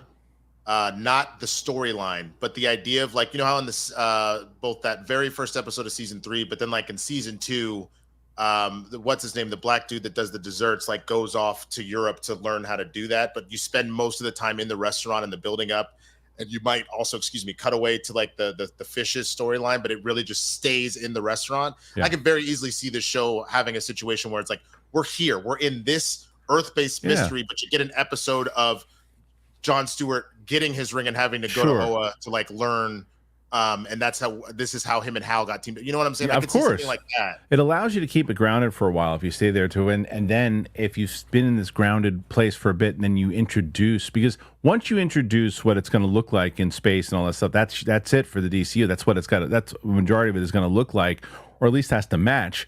But it looks like the tone of this entire DCU is going to be similar, but we'll see. Okay, next question. And we got BGIL Studios, BGIL Studios. Hey, guys, I wanted to let you know that I'm currently working on a new iteration of my own superhero cinematic universe, starting with our main character, the Dragonfly, which the first film begins rolling this Sunday. That's amazing. Congratulations. Wow. Yeah, that's really good. I love that. I was running the studio. Damn. Well, you're going to be starring in a comic adaptation because Wicked Art he's going to be, I think he's going to send me the full thing when it's done either. I think probably early 2025 is when the whole thing's going to be done. He's going to send it to me. And then once we do that, we're getting the whole crew together to do like a 2-hour, 2.5 hour. We're going to read out the whole thing, put music on it, do all that. I'll probably even run it live so people can comment and stuff. Dude, that's cool. It'll be great. That sounds great. Yeah. Marshall Weeks. Hey guys, I just got tickets to see Denzel Washington and Jake Gyllenhaal performing Othello on Broadway. That's pretty awesome. I didn't know that. When is that? Whoa. I'm here. New York now. That's what I'm saying. That's gonna be sold out. That's great. Wow. Do you know Othello's my favorite Shakespeare play? Too. I mean, not for the obvious reasons. I do actually genuinely love the character of Othello and all of the nonsense he has to go through. Yeah. And the loss, but Iago is such a fascinating character. But what? So obviously you would assume Denzel's playing Othello, but Gyllenhaal can't be playing Iago. Too young. No, that was, I understand because Othello's supposed to be the young upstart, and then here comes there's Iago. Well, they're supposed to be like the same age. About the same age. I get it, but I always thought, and it's been a while since I read it. I always thought the whole.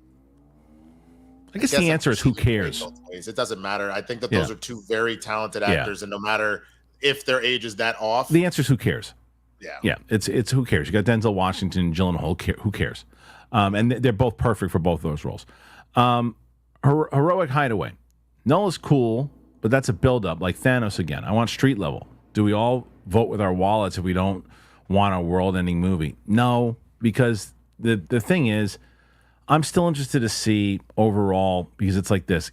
As Winston and I mentioned earlier, as long as they sign Tom Holland up to eventually do that and get that whole thing, and that's not a guarantee, but it's like you guys know, if you watch any of the stuff the idea of a real multiverse and the idea of quantum physics and how that all time and consciousness, it's fascinating to me. I think about it too much.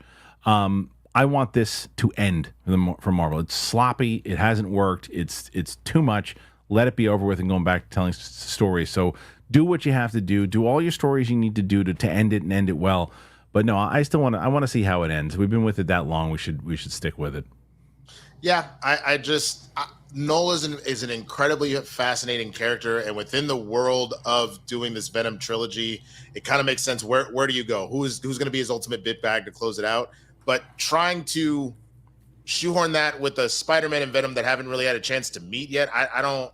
Nah, I'm not here for it. Yeah. But yeah, also just really quick, I googled it real quick. Iago is supposed to be younger because you remember his right hand man, and he thinks he's going to get the promotion, and Rodrigo gets it. That's why he gets so pissed off. Is he's like, so you gonna pass me up?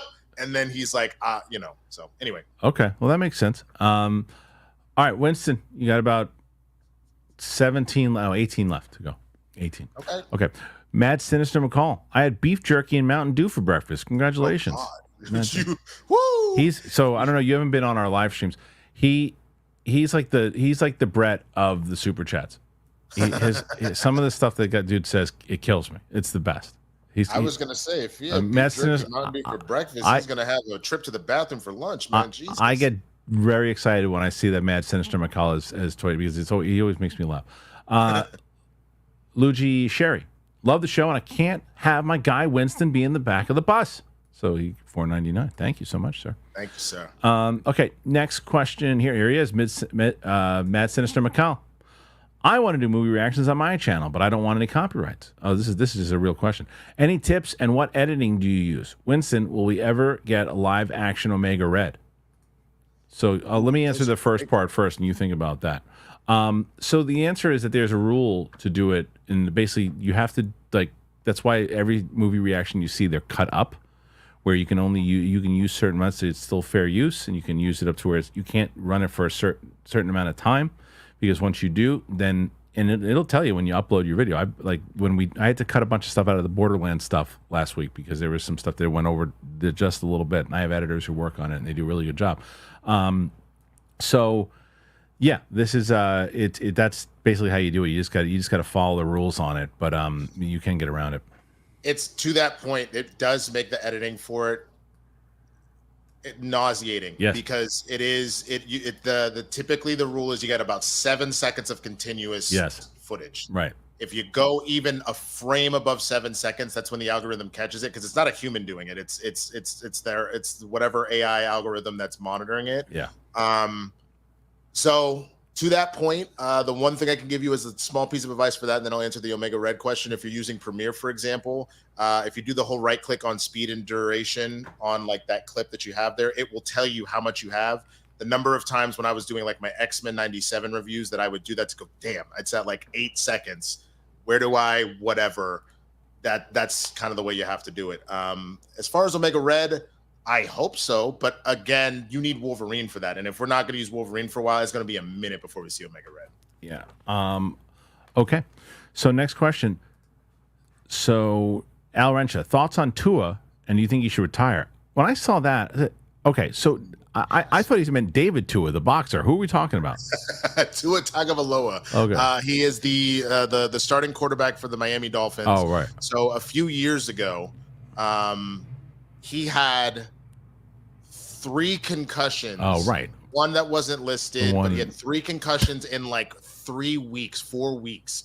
And when he had the third one, the official second one, he started doing, I can't remember what it's called. It's either like gesturing or whatever it is, but essentially his fingers started locking up in his hand. And that is, every neural doctor that's been speaking on it online and things like that has been saying that is an immediate sign of brain damage, that he was either knocked unconscious or anything along those lines there. So last night, this is the kicker. You know who Damar Hamlin is, right? Yes.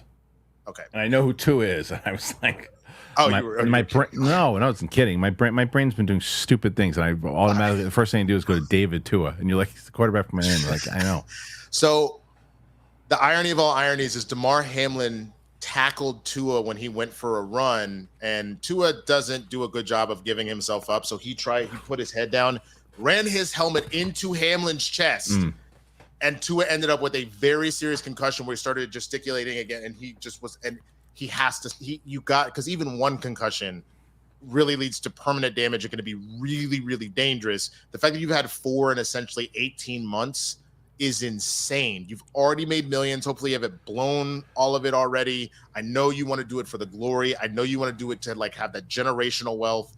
Just get out while your life is still there. And the only other thing I can say is they have this new Guardian cap that you can put on, which does help with that head trauma. It should have been mandatory for him to be able to continue to play. He has to wear that thing. Yeah. I don't know why that wasn't a rule for him, but I think he's got to retire, man. All right, next one here, and this is from I Am Jax 12. Like Star Wars and the OG characters, time for X-Men to move past Wolverine. A great sandbox to play in. Where to start first? Does it have to be connected? I think, yes, it has to be connected because you're part of the MCU, so it's going to be connected. Now, they're not going to move past Wolverine. Let's be clear about that. They're not going to move past him. They're just not going to start with him, and nor should they. And I can tell you that when I heard the report yesterday, I'm like, what are they doing? It's the first reaction. I go, what are you talking about? Because you've been so locked into Wolverine. He's like the staple guy. He's like the franchise guy. And then you're like, well, no.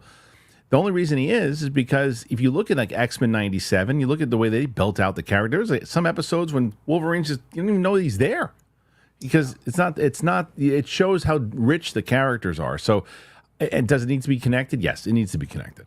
Absolutely. I think you have your moments of him with Jean admitting that he loves her, and because she's been essentially in a coma and she's a little confused, like you have those moments. You know what I'm saying? You have the moment at the end of the first season with Magneto. I won't, for the rare number of people that are watching this that haven't seen it, like that, those are important moments that Wolverine is a part of.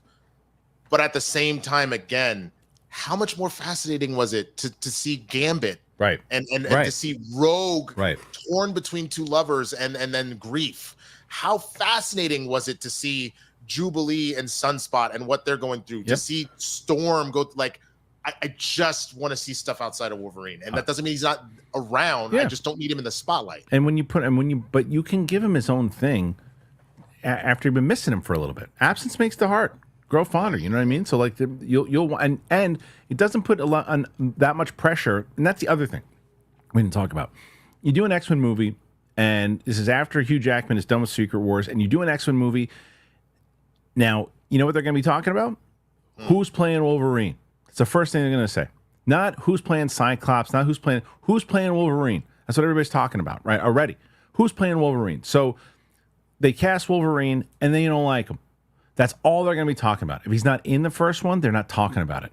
They're talking about everybody else. So when you finally, then the question, in the way that they didn't put Joker in the first Nolan Batman movie, you know, they put him in later on. Now, granted, different villain and stuff too, but my point is that by the time you teased him at the end, you're like, oh, when you finally get him, and they established new X-Men that they get, when you finally meet the new Wolverine, it doesn't put as much pressure on the actor that there would be in a new movie. You'd have to carry the whole movie by himself, and that's not fair, and he shouldn't have to, because Wolverine shouldn't have to do that.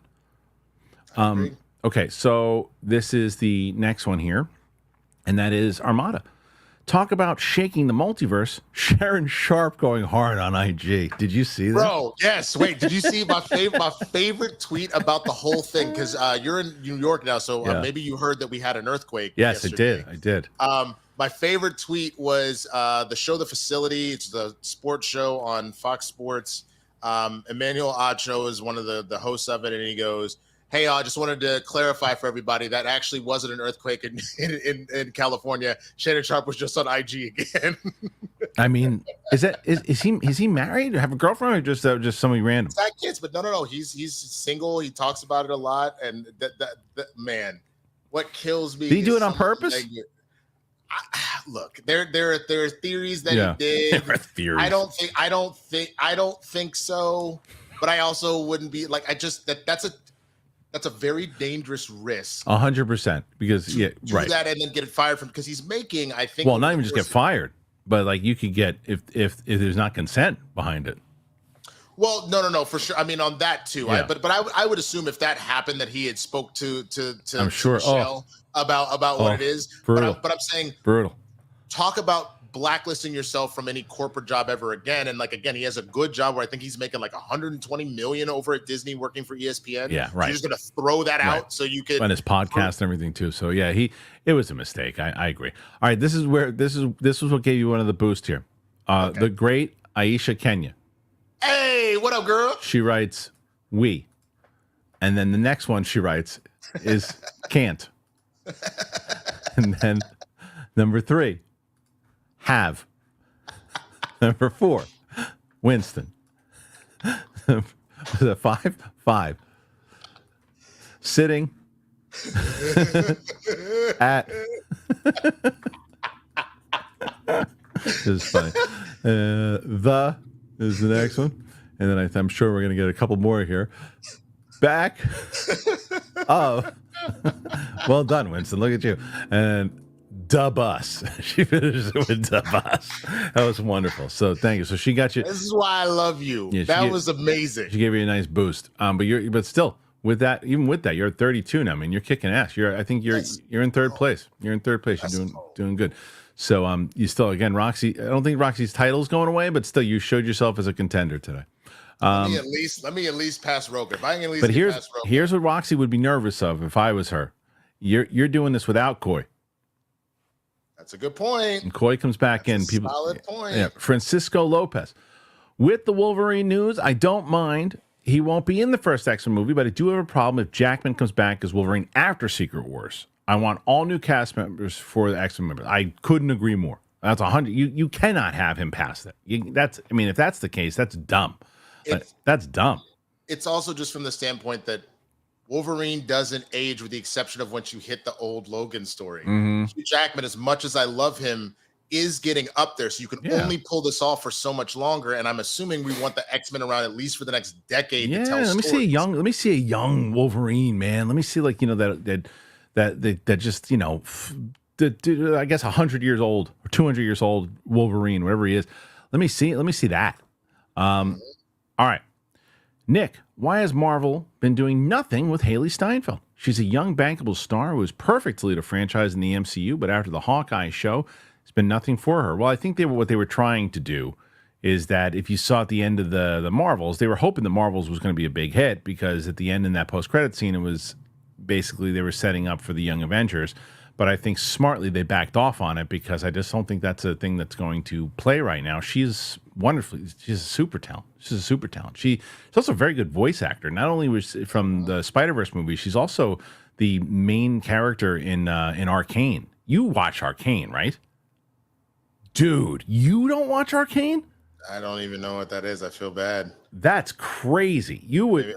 You start watching that today, because it will be. Oh, I've heard of this. I haven't seen it though. This will be. This is you to a. This will be one of your favorite shows. Okay. You will. Check it out. This is animation. I guarantee you. Watch one episode, and I guarantee you, I get a text to you. 100% on Rotten Tomatoes. Dude, it's phenomenal, next level stuff. The second season comes out this year, so catch up on it. So you should do a watch along. Okay. You should actually do a watch along on your channel, because it'll probably do very well. Because this is tailor made for you, man. But she plays the character of V, and she is great in it. But the voice, and she was great in Bumblebee. She's great in a lot of stuff, and she's fine in Arrow, in whatever that thing was, the Hawkeye, whatever the stupid thing is. Hawkeye as Arrow, as shooting arrows, same shit. The question is just, it's the same reason that they haven't done anything with Simu Liu. I know that's a little different because he tore his ACL, but like, they genuinely felt like they were starting a plan, then kind of remixed the plan, but then realized that didn't work, and then they were gonna move forward with one more plan. And now, since they've had to fully revamp everything, she's not done, right? And neither is Simu. But they gotta wait. They just gotta wait until they figure out how they're going to go about this. So she'll be back. There was rumors about Hawkeye season 2 moving forward now. So there's she'll be back. Yeah. Okay, so Winston, you're 11 away from Roxy. You're only what, like 8 away from tying Roka. That'll piss him off. I'm immediately texting just to harass him. Tyson Ackerstrom. What a week! Tulsa King, Agatha, Penguin, and Wolves. That's all this coming week, huh? Yeah, that's a lot. That's a lot. So I'll be watching all of those actually. Wolves is coming out. Wow, that's a lot. That's all stuff that Tulsa King season 2. I will be watching 100%. Agatha, I'm going to tune into. I don't have high hopes for it, but I'm going to tune into it. Penguin for sure, and Wolves. I'm actually really excited for Wolves. Which one is Wolves again? That's the movie with Brad Pitt and George Clooney. Yes. Okay. Yeah. Apple movie. Oh yeah, this one makes me really sad. I saw this morning. John Hurwitz, R.I.P. to Dutch, Chad McQueen, from Dutch from Karate Kid. Hurwitz posted, said he was almost in season 6, which I would have seen that for sure. But I don't know. Did they say how? I don't know how he passed, but I'm not sure what happened. But Dutch reminded me of like young Kiefer Sutherland when he was in that stuff too, man. He was great in Karate Kid, man. Just great. R.I.P. That's terrible. Derek Johnson. It feels like Feige was overloaded and he offloaded some responsibility. They hired Sam Raimi and let him run. We got exactly a Sam Raimi movie, no real story behind it, just a ton of visual effects. Derek, you're 100% right. That's exactly what happened. Feige was like, I can trust in Sam Raimi. I have no time to do anything.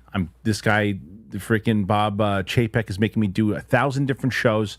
It's Sam Raimi. I can trust that he make a movie. I want to change this up. We like that script. Then I'm not doing it. All right, fine, Sam. Just change it. Leave me alone. I can see that. I can 100% see that. I 100% think that the issue became the expansion into Disney Plus, and streaming in general, the MCU after such a massive ending. Feige, they were like, "You did it, dude. Now go bigger." Yeah. Well, like, Chapek was just trying to throw everything against just make money. All right, Mark Jason Ali. What's up, Mark? I think the Lantern story will be the Manhunters and their connection to the Guardians of Oha. Yeah, of Oa. Yeah, Oa. Interesting. That's not a bad guess, to be honest with you. That would mean that we would have to go to space somewhat, but I don't hate that plan, to be honest with you. I guess maybe if you do that, then most of the Manhunters, like they'll do all sorts of stuff, but they really love hunting lanterns. So I wonder if it's like we're trying to solve the mystery of who killed another lantern. Right. Like, why did you get your ring in the first place, John, type situation. I could see that. That's actually not a bad plan. It's not a bad guess. All right. Derek Johnson coming back in. Thank you, Derek. Always very, very kind. I don't know why people have so much faith in this James Gunn universe. DC has failed for over a decade. There's no direction. The first DCU show is a cartoon. That leads where exactly? Do you think it'll succeed? So I'm going to push back a little bit here, Derek, because look, the animated show is not to get everybody on board, start watching with right away, and get the masses to follow it because it's the first thing. It's just to set up the universe, and I believe it even takes place in the 80s or something, or it takes place in the 90s. I think it's Rick Flag Sr. So it's just to show a little bit of where this world lives. So it's like backstory stuff that he gets to do. That's part one. There's still no direction I don't agree with. I think there is a clear direction. I think there's a plan of where they want to go, from Superman to Supergirl to the Green Lantern show to Lanterns. And that's why it failed beforehand, because there was no plan. I believe that there's a plan now. Now, look, execution is everything. If it doesn't, and I've said it many times over, and so has Winston, if Superman doesn't work, then you better go back to the drawing board, because it's going to be a problem. But to say there's no plan, I don't agree with that. I have no direction. I don't agree with that. I do think it will succeed, because I think as I mentioned before, when it's this Lantern show, he's got an idea. He's got a blueprint. And if you follow the blueprint and you put together the right team, you're setting yourself up for success. It's just, you just got to succeed. My friend, you are one away from tying Roca. Oh my God. Wow. Yeah. That's amazing. It's amazing.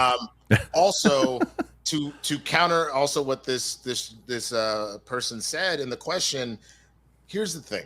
I may not have necessarily agreed with a lot of the choices that Snyder made, but part of what the issue was of why the DCEU did not work is that he wasn't allowed to truly go forward how he wanted. The amount of studio interference of Guardians of the Galaxy, make Suicide Squad, do it, and then like change all the coloring. Batman and Superman gotta come together right now. We need to just right now, and it was a situation of, instead of giving things time to formulate as a plan to move forward, there was so much interference from all different angles, let alone the tragedy that Snyder dealt with himself. Like all of that happened. It didn't work because you weren't cohesive. Right. It has been made very clear from James Gunn. He knows exactly where he wants to go.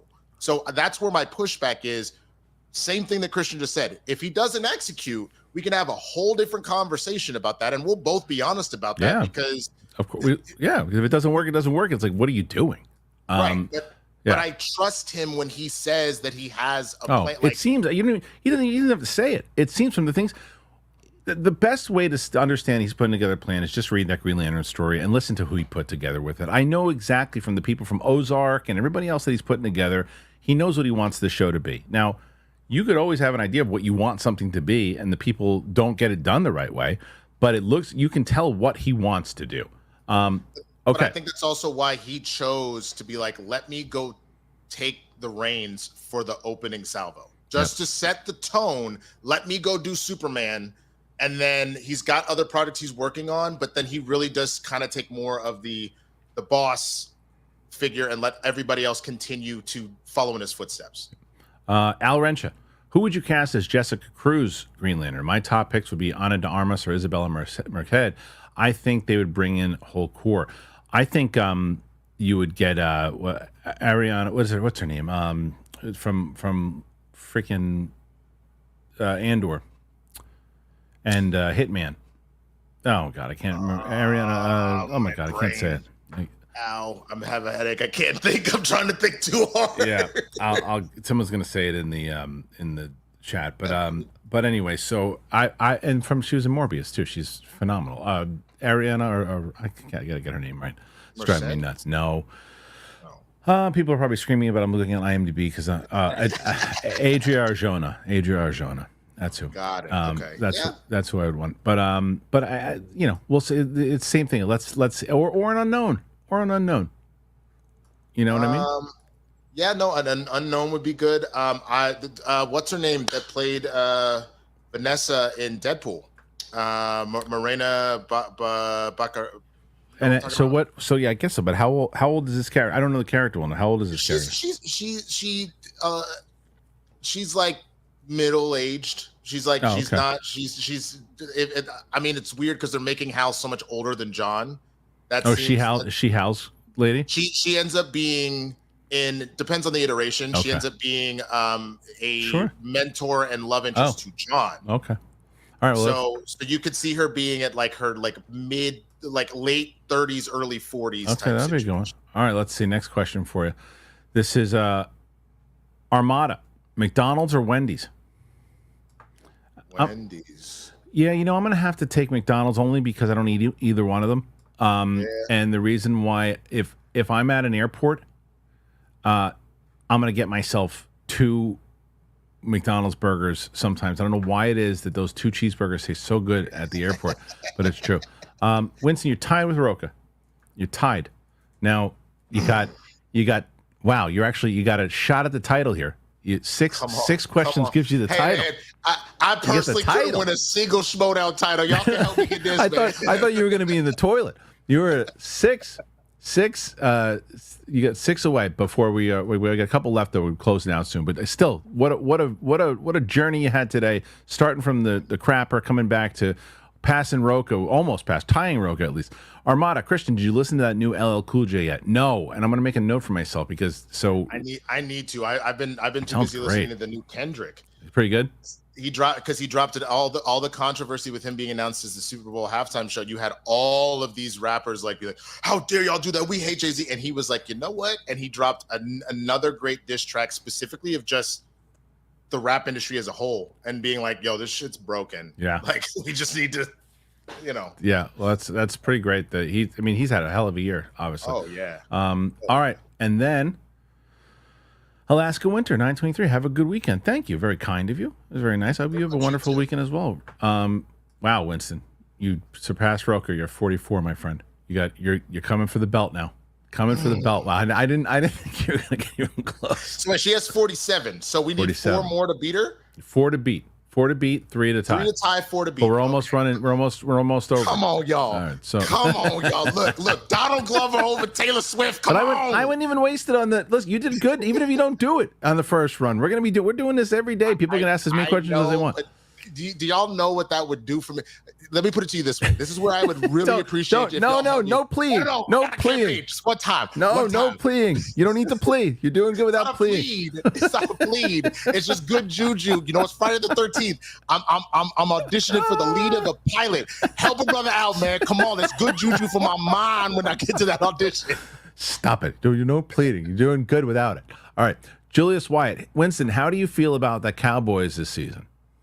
I mean, look, I've gotten to a place now where I will still cheer for them, and winning the Super Bowl would be huge, but I don't let myself get too invested anymore, especially after last year where we looked really good and then just got embarrassed in our first playoff game against the Packers. I think Jerry Jones spent way too much. He clearly used this summer to build up hype for the team. He knew he was going to pay them all along just based off how all that went down. I think we look good. I think we'll be a contender. I don't know how far we actually go. The Giants smell like farts. You guys are who? Why did you let Saquon go? Alexis LeBlanc. Hearing Colin Farrell reminds me of Daniel Craig after Spectre. He did return as Bond. First super chat, but long-time listener. Big fan. Well, Alexis, thank you very much for that. Very kind. Yeah, I mean, I can see that as far as I think the difference with Spectre and Colin Farrell is that Colin Farrell he's played this character now twice, but I guess more than twice because if you look how many episodes he's done with the show, but I think it's different than Bond because he was over it. You know what I mean? Like he was over because he did it over so many years. I think Farrell is just the makeup is exhausting. This feels more reminiscent of, and I started to get upset about it, to be honest with you, but it feels more reminiscent of Jennifer Lawrence wanting to be done with the blue makeup for Mystique. Right. And really, the makeup thing, I think, is the most specific thing about it. So, yeah, that's kind of more where I think this is. But I understand the comparison. It's not a terrible metaphor. What's this? So, Armada, UNC Unk went on a roast session on YouTube last night? Yes, they did. Shannon Sharp. Oh, they call him Uncle Shannon. Okay. So yes, they they did do a roast session of him where like Snoop Dogg came on, Cam Newton came on, Latrell Crawford came on. Like they all came on and they just like went at him after the whole situation. It was pretty fun. Oh, poor guy. All right, let's see. So I am Jax 12. Wait, I forgot before you say that. You know he's still capitalizing on what happened though. They put out a t-shirt instead of nightcap, the name of his thing, it's called Nightclap. It's what they put on. Unbelievable. I am Jax 12. Will Marvel ever do anything similar to DC with Elseworlds like films? I mean, they kind of are without really saying it. I mean, you look at like Agatha,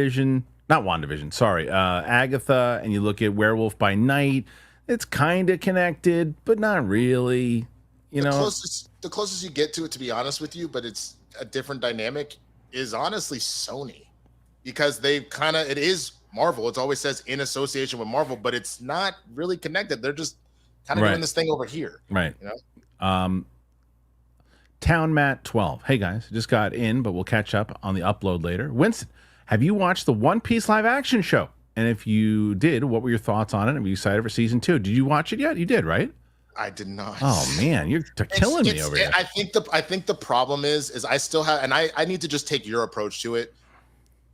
For me, just being such a big anime and manga head, I have just kind of constantly stayed away from One Piece because of how massive the IP is. But I know if I could get into it, you love it. Yeah, I need to just watch the show. I just need to watch it, and then if I ultimately want to go back to what has been. I think it's been almost 20 years. Yeah, but I would just start with the live action, man. The live action's great. Okay, next one. This is I Am Jax again. Hey, damn it, Winston. No Arcane. Shame. I will take that L. I will take that L. Yeah. That's the other problem. When you're building out a whole you won't stop though. You can break your leg. But you won't stop. Well, break your leg is a reason to watch the show. What are you doing? You're on the couch. Well, I had to find ways to pay my bills without being able to walk. You watched stuff. Don't give me that. Come on. All right. So I was writing a lot of jokes. That's what I was doing. Town Matt 12. No spoilers for the show, but David Dastmalchian has been announced to be in the show and is a perfect casting choice. For which show?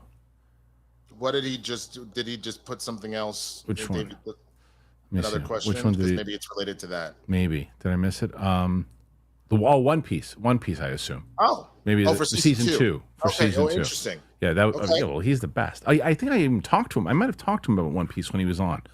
I might have. I'm not sure.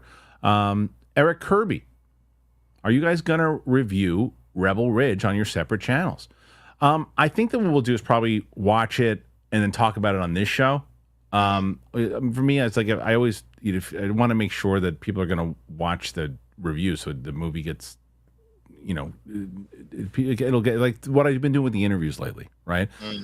For the interviews, I had a great interview with Jennifer Esposito. It was a great interview, and I placed it on the live show yesterday. If I would have put that interview by itself, people don't click on it. People don't click on the interviews, but when they watch them, but when it's something, when it comes to like a main topic. Like if something is big, they watch it and then they watch the interviews. The duration, they watch it all the way through. Look at the numbers and people are watching it. But it's like, this is how people want to do. Same way with Rebel Ridge, which is a movie that I really want to see. I missed it, so everybody's been covering it. I didn't get a chance to cover it. Did you see it yet? Not yet. I guess that's the big thing. No pun intended. Yeah. It's just the idea of when you have as much content as going on. And B, the one thing that I'm building towards to be kind of in your position that I can do this thing kind of full time. Right. I got to do it part time. I got to pick and choose, and I can only get through so much while still trying to do the day job and everything. You know what I mean? So yeah. I'm playing a lot of catch up right now. Makes sense. Alaska Winter 923. This is the question to beat Roka.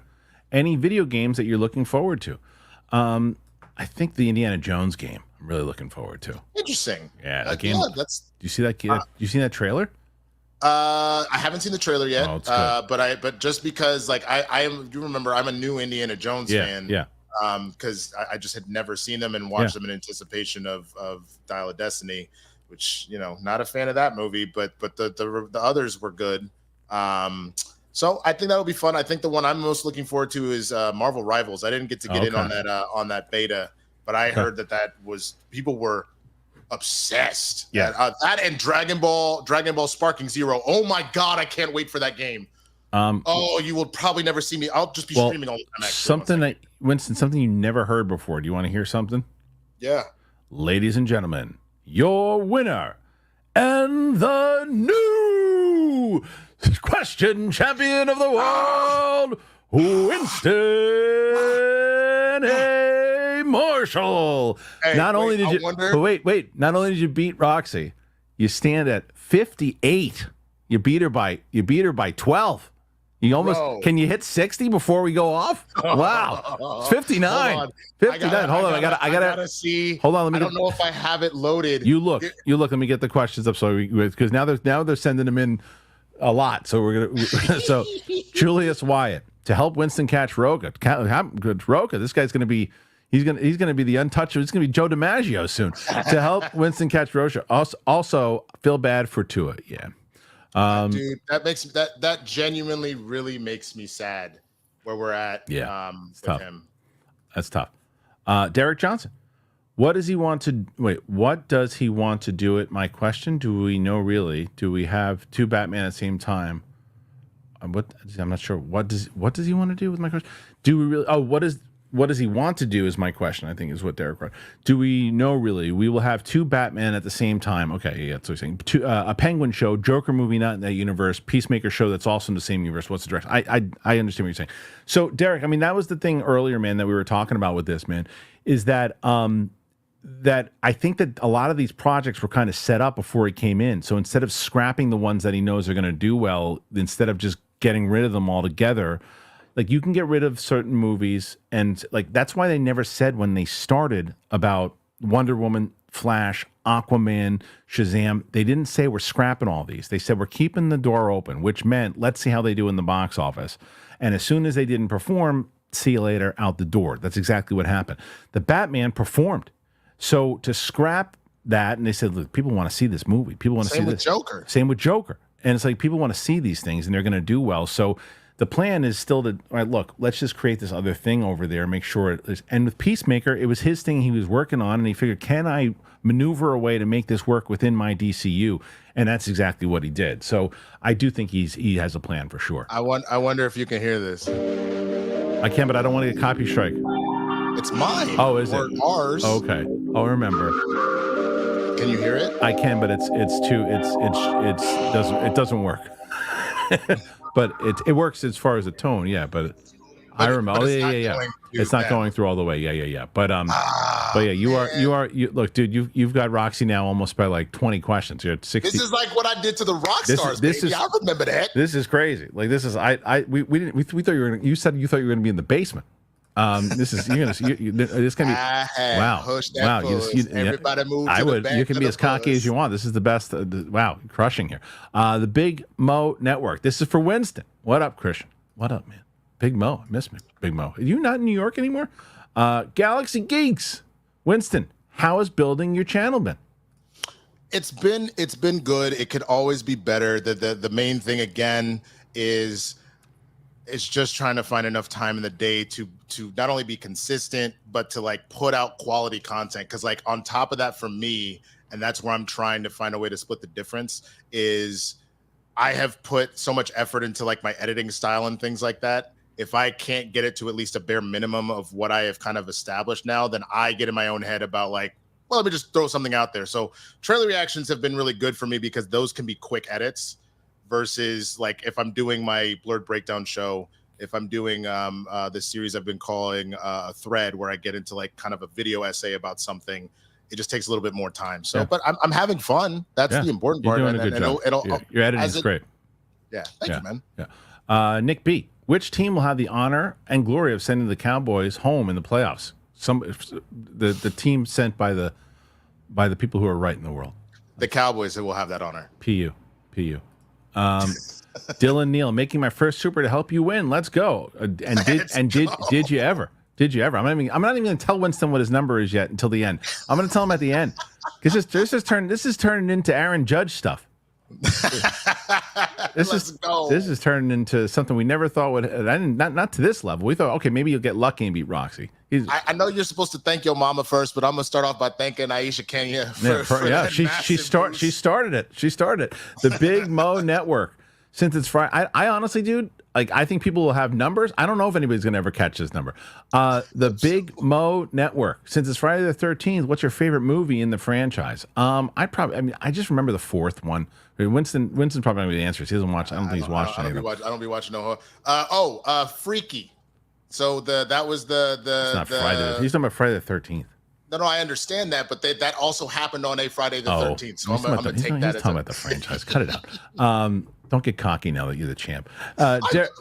Derek Johnson, Green Lanterns are the Star Wars of the DC universe. If they adapt the Blackest Night story across the universe, you'd have 3 original Lanterns and a new one in the universe-ending villain. I'd throw all my money on it. That's what I'm saying, Derek. So you are pretty invested in the idea of it.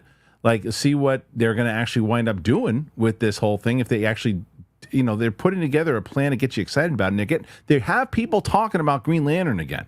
That was and with the casting and all that stuff, people are talking about it. Derek, and thank you for being so extremely generous each and every show. You're just truly amazing. Thank you to everybody who's put in stuff today on this groundbreaking episode of Winston taking. This is Winston's title episode. Town Matt 12. Good luck with the audition. Thank you. I'm really excited about it. It's a very fun role to play. So I'm hoping that things go well. But I will keep y'all informed as I'm allowed to speak on it. If I do book it, I will tell you. Okay, this is Korean Emperor. Spill the tequila. What do you think about beating everyone? I think my favorite part, because I feel like Roxy will be very supportive. I feel like Roka's going to be big mad, and that I think Roka at first will just on Twitter or something will be like, yeah. But when I tell him live on air, that's when he'll count. That's when and then all of a sudden, what are you doing? No, Roka. Super chats. Please, don't make me come in there. I'll beat you up. Right. Roka's going to threaten to beat up the audience. That's what it is. So Derek. Derek says, you know what we need to do? What? We need to find a way to either get Steph or to get Mike up above Roka as well, and then he becomes 4th place Roka again. Oh, remember, it resets next week. He's got a shot on Monday to dethrone you. He's got a shot. So it's not. He doesn't have. He can get past his record. Derek Johnson, and to be fair to him, he was the one who started the whole thing. He was also fair. Yeah, he's the originator. He's originator. He was the first champ. Derek Johnson. How many do we need to beat the record? We beat it by almost by 20 actually. Winston beat it by 20. By 20. If he 3 more and he's got 70. Wow. Yeah. Haskell 420. Hey guys, Winston, after you beat Roca and Roxy's record, tweet or text them the John Cena gift, the champ is here. And they'll be like, I don't get it. I'm going to send them Angel Reese and Caitlin Clark. You should. This right here. You should. And you're by yourself. That's the one thing. Roca was by himself. Roxy had Mike, even though Mike didn't do anything. You know what? Yeah. You know what? Guys, I know this sounds crazy. We want to get as many as possible. I kind of want you to only send 2 more, and let's just end on 69. That's good for me. In honor of Onk and going on IG Live, let's just stop. You say that until it hits 80, and no one's going to be able to touch. No one's going to be able to touch your ass. Paige, this is going to be a very hard record to beat. Paige Chaudhry, I got to help a Cowboys fan, and I love Swaggy Bird. Paige, helping you out.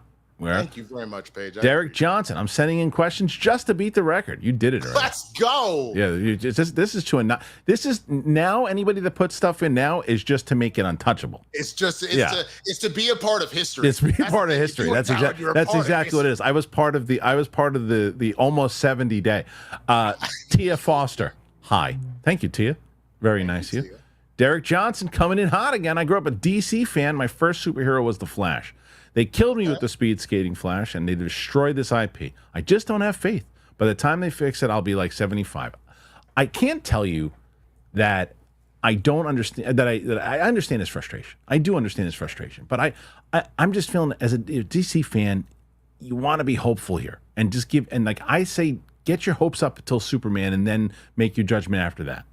I know a lot of people don't rock with sports that watch this show in particular, but to take it back, this is that moment where if you fired the GM, you fired the coach, you went and got a championship level coach to come in and be like, I am here to turn this program around. Mm-hmm. You were starting from the ground up. So I am going to have faith because we are not with the same old. You have had an entire regime change. Yeah. Okay. So Derek Johnson, Rebel Ridge would be a good watch along with Matt Serra. That would be good. That would be good, actually. He's itching to do another one. And Derek follows it up. Sony is killing my Spider-Man dreams 100% with what they're doing. And then Derek says, it's about time. I was getting exhausted sending these in. Well, thank you. Well, Winston, you told them to stop at 69, and they did. You're not going to hit your 70. I mean, look, I think for the memeability of this, it's pretty funny. As much as I would love to keep going to 100, whatever, even if it just ends on 69 and that record gets passed later, I get to say I was the 69 day. That's pretty funny. But if you hit 70, then no one's going to blame you for that. But see that guy over there with a big $50 super chat. Thank you so much. Haven't dropped in. You lost your 69. It just jumped. Haven't dropped in live in a while due to crazy work schedules, but it's good seeing y'all. Thank you, man. Let's bring Winston to the front of the bus. He's driving he's driving 4 of them right now with his dick out. Actual question. There goes the show for the kids. Actual question with Speak No Evil and The Killers coming out this weekend. Which one should I watch? Okay. So what I've heard about Speak No Evil is that, as per usual, James McAvoy's fantastic, but the movie itself is kind of meh. I don't know what the reviews have been on The Killer. Killers or Killer? Which one is this? The Killer's Game coming out this weekend. Speak No Evil. So I saw Speak No Evil. I saw that already. And the Killer's Game. Killer's Game is the Dave Bautista one. Oh, I kind of want to see that. Yeah, and Speak No Evil is actually a pretty crazy Danish film that they remade. That I just talked about it on Breakfast All Day with Christy Lemire. So check that out. And but it's The Killer's Game. I didn't get a chance to see, but I'm curious how it goes. Thank you, see that. It was good to see you again. I'm glad that you came on over to ask that question. Absolutely. Very generous of you, Dylan Neal. Do some movie reactions to wacky Nick Cage roles. Yeah, I mean we just did one for the Beast. That one's a good one too. But we just did one for Longlegs. So check that out. Derek Johnson coming in again. I'm just finding it hard to be optimistic on this DCU. I'm going to give it a shot, but it's hard, man. I understand.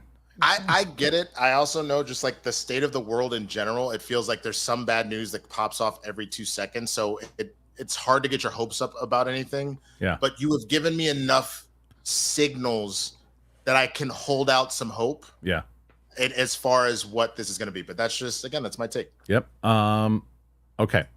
So Armada, are you all interested in the Farrell Lego movie by any chance? Also, Clips is coming back later this year. Let's go. It's the same thing. It's to me. I wasn't excited for the Transformers 1 movie, and then it turned out to be great. So I think that if it turns out that it's good, and people are talking about Ferrell? No, Farrell. Oh, Farrell. I thought you said Will Ferrell. No, Farrell. Look, Farrell is a fantastic creative. Pretty much every project that he's ever put his hands on, it's obviously mainly been music, but he's also helped produce award shows, things like that. Yeah. There's a reason why this man is a vampire, because he is timeless. Right. So I have some solid faith in it. Dude, what you're doing today is magical stuff. You are 2 away from beating Roxy by 30. Whoa. You're at 74 right now. Whoa. This is crazy. I've never seen this before. This is crazy. This reminds me of. It's gonna be hard for you to beat this. I don't know if you remember one of the days that I was hosting SCN Live. It was the Christmas episode where we were doing I do, and you crushed. Yeah, shattered that record, and the only thing that beat us was when the ladies had the ladies full week, and it's just like. That's why I like this. This is different because the fans get to have us talk about whatever topic they want. It's not interrupting the show. It's fun. We can do this. This is a much better way to do it for people to be involved in the show, and I think they're having fun helping you beat Roca and Roxy. The Big Mo Network. I no longer live in New York City. I live in Orlando now. Oh, that's a good place to go. David Martinez, do you think James Gunn will do an adaptation of The Green Lantern Blackest Night by Jeff Johns? I think he's going to, because I don't even know enough about it, but I've heard Winston and Coy talk about it enough, and love for you guys. And he's as much of a comic book fan as you guys are, so yeah. It is fantastic. It is heart-wrenching. It is crazy, but you have to build to it. Yeah. And so I think if he's going to do that, if maybe he doesn't want to necessarily go the dark side route, which I can understand him not necessarily wanting to, you would need to my internet's acting. No, you're good. I can see it. You're good. Okay, cool. But all that being said, if we're going to go there, we're talking down the line, and maybe that is his Infinity Saga wrap up, is to do Blackest Night, which would be fantastic. It would be a very, very interesting way to go. Yeah. All right. So next one here, Luigi Sherry. It's pronounced Luigi, and I hope Winston wins. I mean, it's gonna be very hard for someone to beat Winston. Wins ton. Yeah, that's the name, baby. True. I mean, look, Roxy. People love that Roxy. And people love Roca, so it's not. It's you never know. I don't expect to hold this forever. Not even close. I'm enjoying the moment. That's wait till I get Sadie on the air. See what happens. Oh God, I know. Now I'm screwed, dude. If you get Sadie and you don't show Macy, but you just hear her in the background, just a line or two. It's over. That's it. Mark, Jason, Ali. Did you guys talk about the Spidey 4 villains? Yeah, we started the show with it, Mark. We never hit the actual villains itself. List. Oh no, we didn't. No, we didn't. See. I'll pull it up. You do that. I'll read the rest of them. Dylan Neal. One more to make Roca salty. All love. Yeah, that was a while ago. And then you got Olaf Sayo. Never done Super Chats before, but for Winston. That's very nice. Thank you very much. You guys are really nice. No, for real. I'm about to crush this audition because of y'all. For real. Winston, have you heard? This is from Eric Kirby. Have you heard the new Slim Shady album? If so, your thoughts? I actually loved it, and I love it because there was this acknowledgement of past M flows, of the split between Marshall Mathers / Eminem and Slim Shady, which I thought was great. I thought the commentary essentially of being able to speak your mind and speak it creatively, and how people want to jump to cancel culture on one end, but where are you actually standing on things, people being too sensitive, or maybe moments where he's being too much. I thought that it was classic Eminem, and I really, really enjoyed the album. Yeah. Someone said, did someone say 100? I don't think we're almost out of here soon. But Derek Johnson, okay, we'll try to have a little faith. I'll give them till Superman. But if they F it up, then burn it all down. I think I understand. I don't think you'll have to, though, because I think that if they don't get Superman to work, it's over for them. And they know that. Okay. Yeah. Okay, so we have the Magia. Not as familiar, but I believe that's like a mob family. They have Mr. Negative, which very, very interesting character, was the main villain of the first Spider-Man game that was released on PS4. Spencer Smythe, depending on how you pronounce it. Spider-Man, the animated series, he was the right-hand man of the Kingpin, but he's like an inventor extraordinaire. I think that would be really interesting. Obviously, the Scorpion, I know you're familiar with, and the Prowler, I'm sure you're familiar with now after Spider-Verse and everything. I think any of them could be really interesting. Don't bring me the Prowler if you're not bringing me Miles. That would be actually very upsetting. Scorpion is also interesting. I think the best one to go with would probably be Mr. Negative. And if you're gonna go Kingpin, then you can bring Smee in there. Smee, I've seen it pronounced both ways. Okay. All right, let's go next one here, and this is Chris Brown. Did I miss one? I want to make sure I didn't miss one. No. Never cared for DC beside Nolan Batman, so I'm excited for the James Gunn DCU. He never let me down with his movies, and I can't wait for Superman. I love your show. Thank you, Chris. Really appreciate that. Very kind of you. And yeah, I think that he's getting people excited for it. That's the whole point. Winston, you're one away from 80 now, man. This is nuts. This is nuts. Call me Jabba. Missed the first hour of the show, but I wanted to send you guys love. Thank you, Jabba. If you could have one movie quality superhero costume for free, whose would it be? I mean, one hero quality superhero costume. Which one would you take? Iron Man? Would you take a Batman costume? Whose costume would you take? Well, it would be Green Lantern, because if I have Green Lantern's costume, that means I have to have the ring, because that's what generates it. In which case, he's talking about actually having like one for the way that you have something on your wall. Life. Yeah. All right. If that's the case, then either Iron Man or it would have been Batman when I was younger. Either Iron Man or Black Panther. It's a good one. I'm not sure. I'd probably maybe Wolverine. Like the one from Deadpool is pretty good, but I mean, or Batman one. I have to think about it. That's a great question though. Screwface John, what's up, man? Kendrick went scorched earth on this new song. He did. Yeah. I also love that Screwface, like that you guys have that relationship now, because I've been a fan of his for a minute. So if you're still watching, shout out, man. I love your content, brother. He's a great dude. Yeah, he's been a fan of. He said he was watching Schmoes and stuff before he even started his thing. So he's been a fan for a long time. He's just a good dude. I like Screwface John a lot. He's a good guy. Speaking of Screwface John, this one is just for my melanin. Just for the melanin. He already know. This is why I F with you heavy, dog. This is why I F with you heavy. Every time a new rap song come out, I'm like, hey, what's Screwface got to say about that? I rocks with you heavy. Well, he incorporated into your record too. So, and he's been on the show with Roka. I saw him. Yeah. When I'm trying to remember specifically. I got to get him back on. He was great on the show. I am Jax12. I like Snyder's DC stuff. I understand those who didn't. We should be optimistic about Gunn for one reason. The man knows how to tell stories. This is true. That's right. This is true. All right. Asol. What? Hey, Asol. What if they compromised on Spidey 4 and approached it like Ant-Man and the Wasp? Have the movie tell its own story and have a multiverse ending. Yeah, I mean, look, it's the same thing that I will say this. There is a possibility that they go with this big plan, and it turns out it's a great movie. I just think it doesn't change the fact that we want to see it on the street level Spider-Man, but I think that's pretty good. We need an interview with Matt Serra and Gary Busey. I'm assuming that you're meaning the real Gary Busey, because I would pay a lot of money. I would pay so much money to watch the two. I've sat in the room with Gary Busey, and obviously Matt Serra has become a very good friend. And Matt Serra knows, like, really, he's such a smart dude. He really is. He's just such a smart dude. When you listen to the way he breaks things down in general, when it comes to from jiu-jitsu to Marvel movies, like to hear that interview between the two of them, and he also would call Gary, "What the hell are you talking about?" I would love to see that. I would love to see that. All right, let's see. Dylan Neal, let's get that 80. It's done already. So much love, guys. It's done already. 80, bro? Yeah, we're at 81 right now. Oh my God. This is nuts.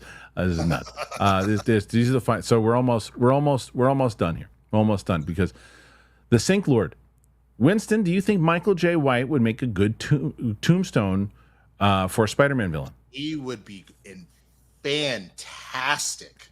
I would love to see him as Tombstone, honestly. Okay. And then here's our last one for now before we sign off. And this is Armada. Did you watch the new episode of The Old Man yet? No, I'm going to watch it tonight with my wife, actually. So there you go. Winston, you are the current champion with 82. That is. Yeah, that's worth it. That's old swag music. There you go. Perfect.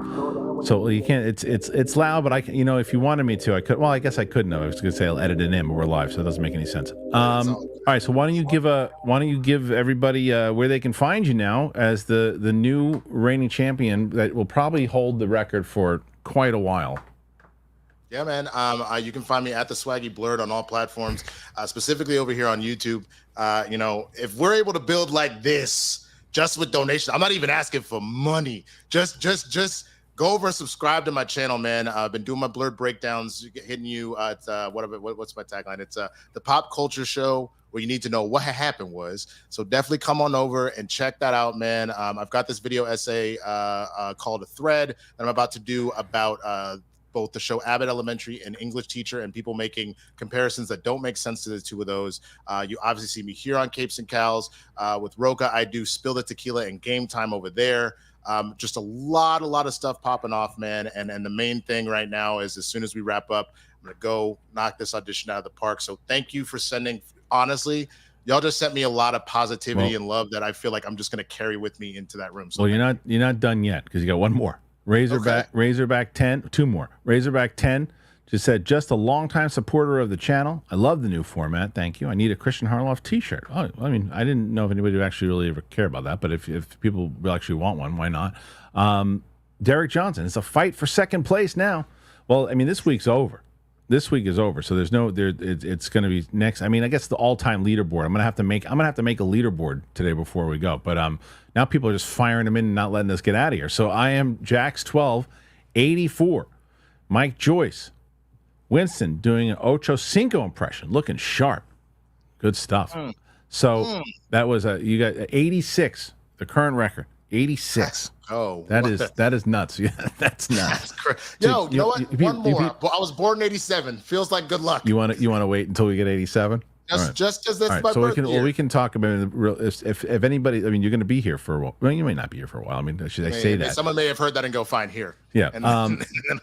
But nonetheless, we do have a big week next week where we'll be talking Penguin stuff for sure. I'm doing reviews for that. We got Agatha coming up. We have all these different things. The channel's going to be pumping. We got tons of stuff going on here over the next week or two. And then the reactions I have, Long Legs coming up. I got Logan coming up.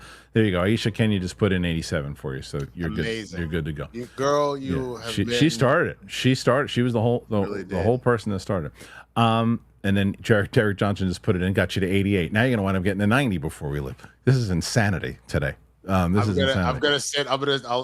a screenshot of it so y'all can see. But I definitely just text Roca the Angel Reese gift. Hilarious. And then I'm gonna take a screenshot of it at 88. You guys were really awesome today in general. I appreciate everybody who was part of it. We're definitely gonna do it again. We'll be here on Monday, every Monday. 1 p.m. EST. The only time I won't be live is if I have, a screening or something along those where I can't do it and we'll pre-tape, but we're going to be live. So Razorback 10, just a fun one to put in. I am somewhat friends with Sprite from Eternals. Nice girl. Well, that's awesome. And then here you go, Winston. Derek Johnson just got you to 90, so you're at 90. Let's go. Yeah. No, it says stay on and go for 100. You want to push it? You're gonna be here. You're gonna be here. We're gonna be here to 2:30. You want to stay on the air until 2:30? No, we can't do that. Okay. I have to get to the audition. I love you guys so desperate, but I gotta get to it. Yeah, we did it. We did it. We did it. You beat it. You were 9. But dude, the fact that you were 9 away from 100 is insanity. I'm telling you. Don't do that. Cause now I'm like, do we just wait for 100? Do we just get Centennial and then we immediately cut? Everyone's saying go for 100. Go for 100 then. Well, I gotta find what time you gotta get out of here because I'll find another story. I have at maximum about another 15 minutes. All right, so we'll find another story to do while we talk because I want to give the audience a show. I don't want to just keep farting around. Oh, for sure. If they do, we'll give it to 15 minutes. If we hit it, we hit it. If we don't, we'll just call it a day. Let's see the other stuff that we do. Oh, okay. Well, the Batman director Matt Reeves confirms a trilogy plan. So let's talk about that. Here it is. This is screen record. Perfect. I don't know what that's down there. The Batman director Matt Reeves confirms trilogy plans, touches on sequel villains and winter setting. So this is from the comic book movie. The Batman director, Matt Reeves, has confirmed that he still intends to complete his trilogy while also touching on but not naming the sequel's villain. While doing press for HBO, the Penguin spin-off series, the Batman director, Matt Reeves, has shared some very interesting new details about his upcoming sequel, which is scheduled to begin shooting early next year. While speaking to Collider, Reeves confirmed he intends to complete the trilogy he originally envisioned prior to James Gunn and Peter Safran taking over. He said that's still the plan. I mean, it's sticking very closely to the path that we envisioned. There was some concern that any plans that may have been in place might be changed with the formation of the DCU, especially since a new take on the Dark Knight is set to be introduced in The Brave and the Bold down the line. Things kind of shifted. So when we came up with the idea to do the Penguin, that was something where I'd always intended to continue the Penguin story and wanted to tell the story at the beginning of the rise to power because we know that he's introduced in it. In the Batman, it's a kind of mid-level, sort of overlooked, mocked figure who's not in it anyway, and the yada yada yada. Whereas it wasn't Batman's origin story, I wanted the origin stories of these other characters. So basically, what this turns out to be also, Winston, is that this is exactly what we were talking about before. They had a thing, they had a plan beforehand. Mm-hmm. They didn't, when Gunn and Safran took over, they didn't say, now it's over, you can't do it anymore. They said, no, this is popular, so you can do it. But it's like the plan shifted, and the people who greenlit it shifted, Right. So and that's gonna affect creative one way or the other. But based again off of everything that they're talking about, it sounds like what they came up with as a slight alternative is still fantastic. You're hitting 91%. And in this day and age where like it feels kind of impossible to hit that 90s and maintain it on content, especially TV. Yes. Movies feels a little easier, but TV, people will be so quick to be like, this is trash. Like, it's exciting. It's totally true. Dylan Neal throws in a super chat to get us there. And then Town Matt 12, here's to 100, baby. And Alaska Winter coming in again. Alan Richardson as Shazam, too big. He's too big, right? Yeah, I probably wouldn't. Okay, Lev Dickinson for 100. I am Jax 12. Get Reeves in Star Wars. I mean, that was the plan, and the plan was to have him in Acolyte. I'm glad it didn't turn out that way. But they said they still want him in it. So the question is, will he actually show up? We don't know. Derek Johnson, real question, is Batman as a character piece getting old with how many incarnations and movies there have been? I feel like we've barely touched the DC catalog. I mean, yeah, but you kind of need him in a new DC universe. I agree with you. Batman's been done so many different times that you're just like, okay, but I think you need him. If you're going to do a continued universe, if you have Superman and Green Lantern and everyone else, you kind of need Batman. But just after this, though, after Robert Pattinson's movies are done, the Batman you have should be the only Batman that we got. I think that's probably why Brave and the Bold is so far back. Not only to do a similar thing with Batman is as the most beloved character in DC. I think in the same way that you're like, let's not focus on Wolverine right now type situation. That gives you that opportunity to let Matt Reeves finish a story, and then you can introduce your Batman that's involved here. Derek Johnson again. Derek's been so incredible. Question. Ha ha ha. Mike Joyce. Arnold for Mr. Freeze in the Batman trilogy. I mean, if they redid it, come here, Twilight Boy. Come on, Twilight Boy, get over here. What if he actually comes in with some serious dramatic action for once? I know. Derek again, love the show as always, Kristian. I'm always glad to support. Thank you, man. It was very, very kind of you today. You're more than supportive. Awesome. Yeah, so good. Town Matt 12. Who comes out on the top in the box office? Sonic 3 or Mufasa? Mufasa. What'll be better movie? Sonic 3. But Mufasa does better box office. You think Mufasa will do well? The only reason I think so now, and I know that the immediate would be like, "Hey, it's Disney. What are you talking about? It was $1 billion movie." I think the loss of James Earl Jones, rest in peace. I think that knowing that that's going to be one of his last performances. He's not in that. He's not in it. I thought that was the whole thing. Is he is in the movie as like because he's not the focus, but he is in the movie as far as like that's what I had heard. Maybe you're right. You might be right. Yeah. I don't. Yeah, there's no chance that that it does better than. I think it'll be a better movie, but no, I don't think he's in it, man. I'll double check. Maybe I'm losing something. Like I obviously know that Donald Glover is. Yeah, no, he's not. reprising his role. Well, he's not listed. He's not listed. So okay, let's see. We got so that's that one. Okay. Dylan Neal, this one for good luck with the audition. Thank you, Dylan. Thank you very, very much. Aisha. Here's to 100. Whoop, whoop. He's just such a good supporter. And then Armada, I think Mr. Freeze can work without the character feeling fantastical. Also, hope they use Court of Owls and Clayface. Also, Richardson for Bane. For Bane, yeah, you could see him playing Bane. But the only thing with that is he probably would get pushback because isn't Bane supposed to be Latino? Yes, he is. And I think that was one of the things that was kind of missing because it adds to his character for sure. So I think you want to try and lean towards that if you can, and not drum up any other drama.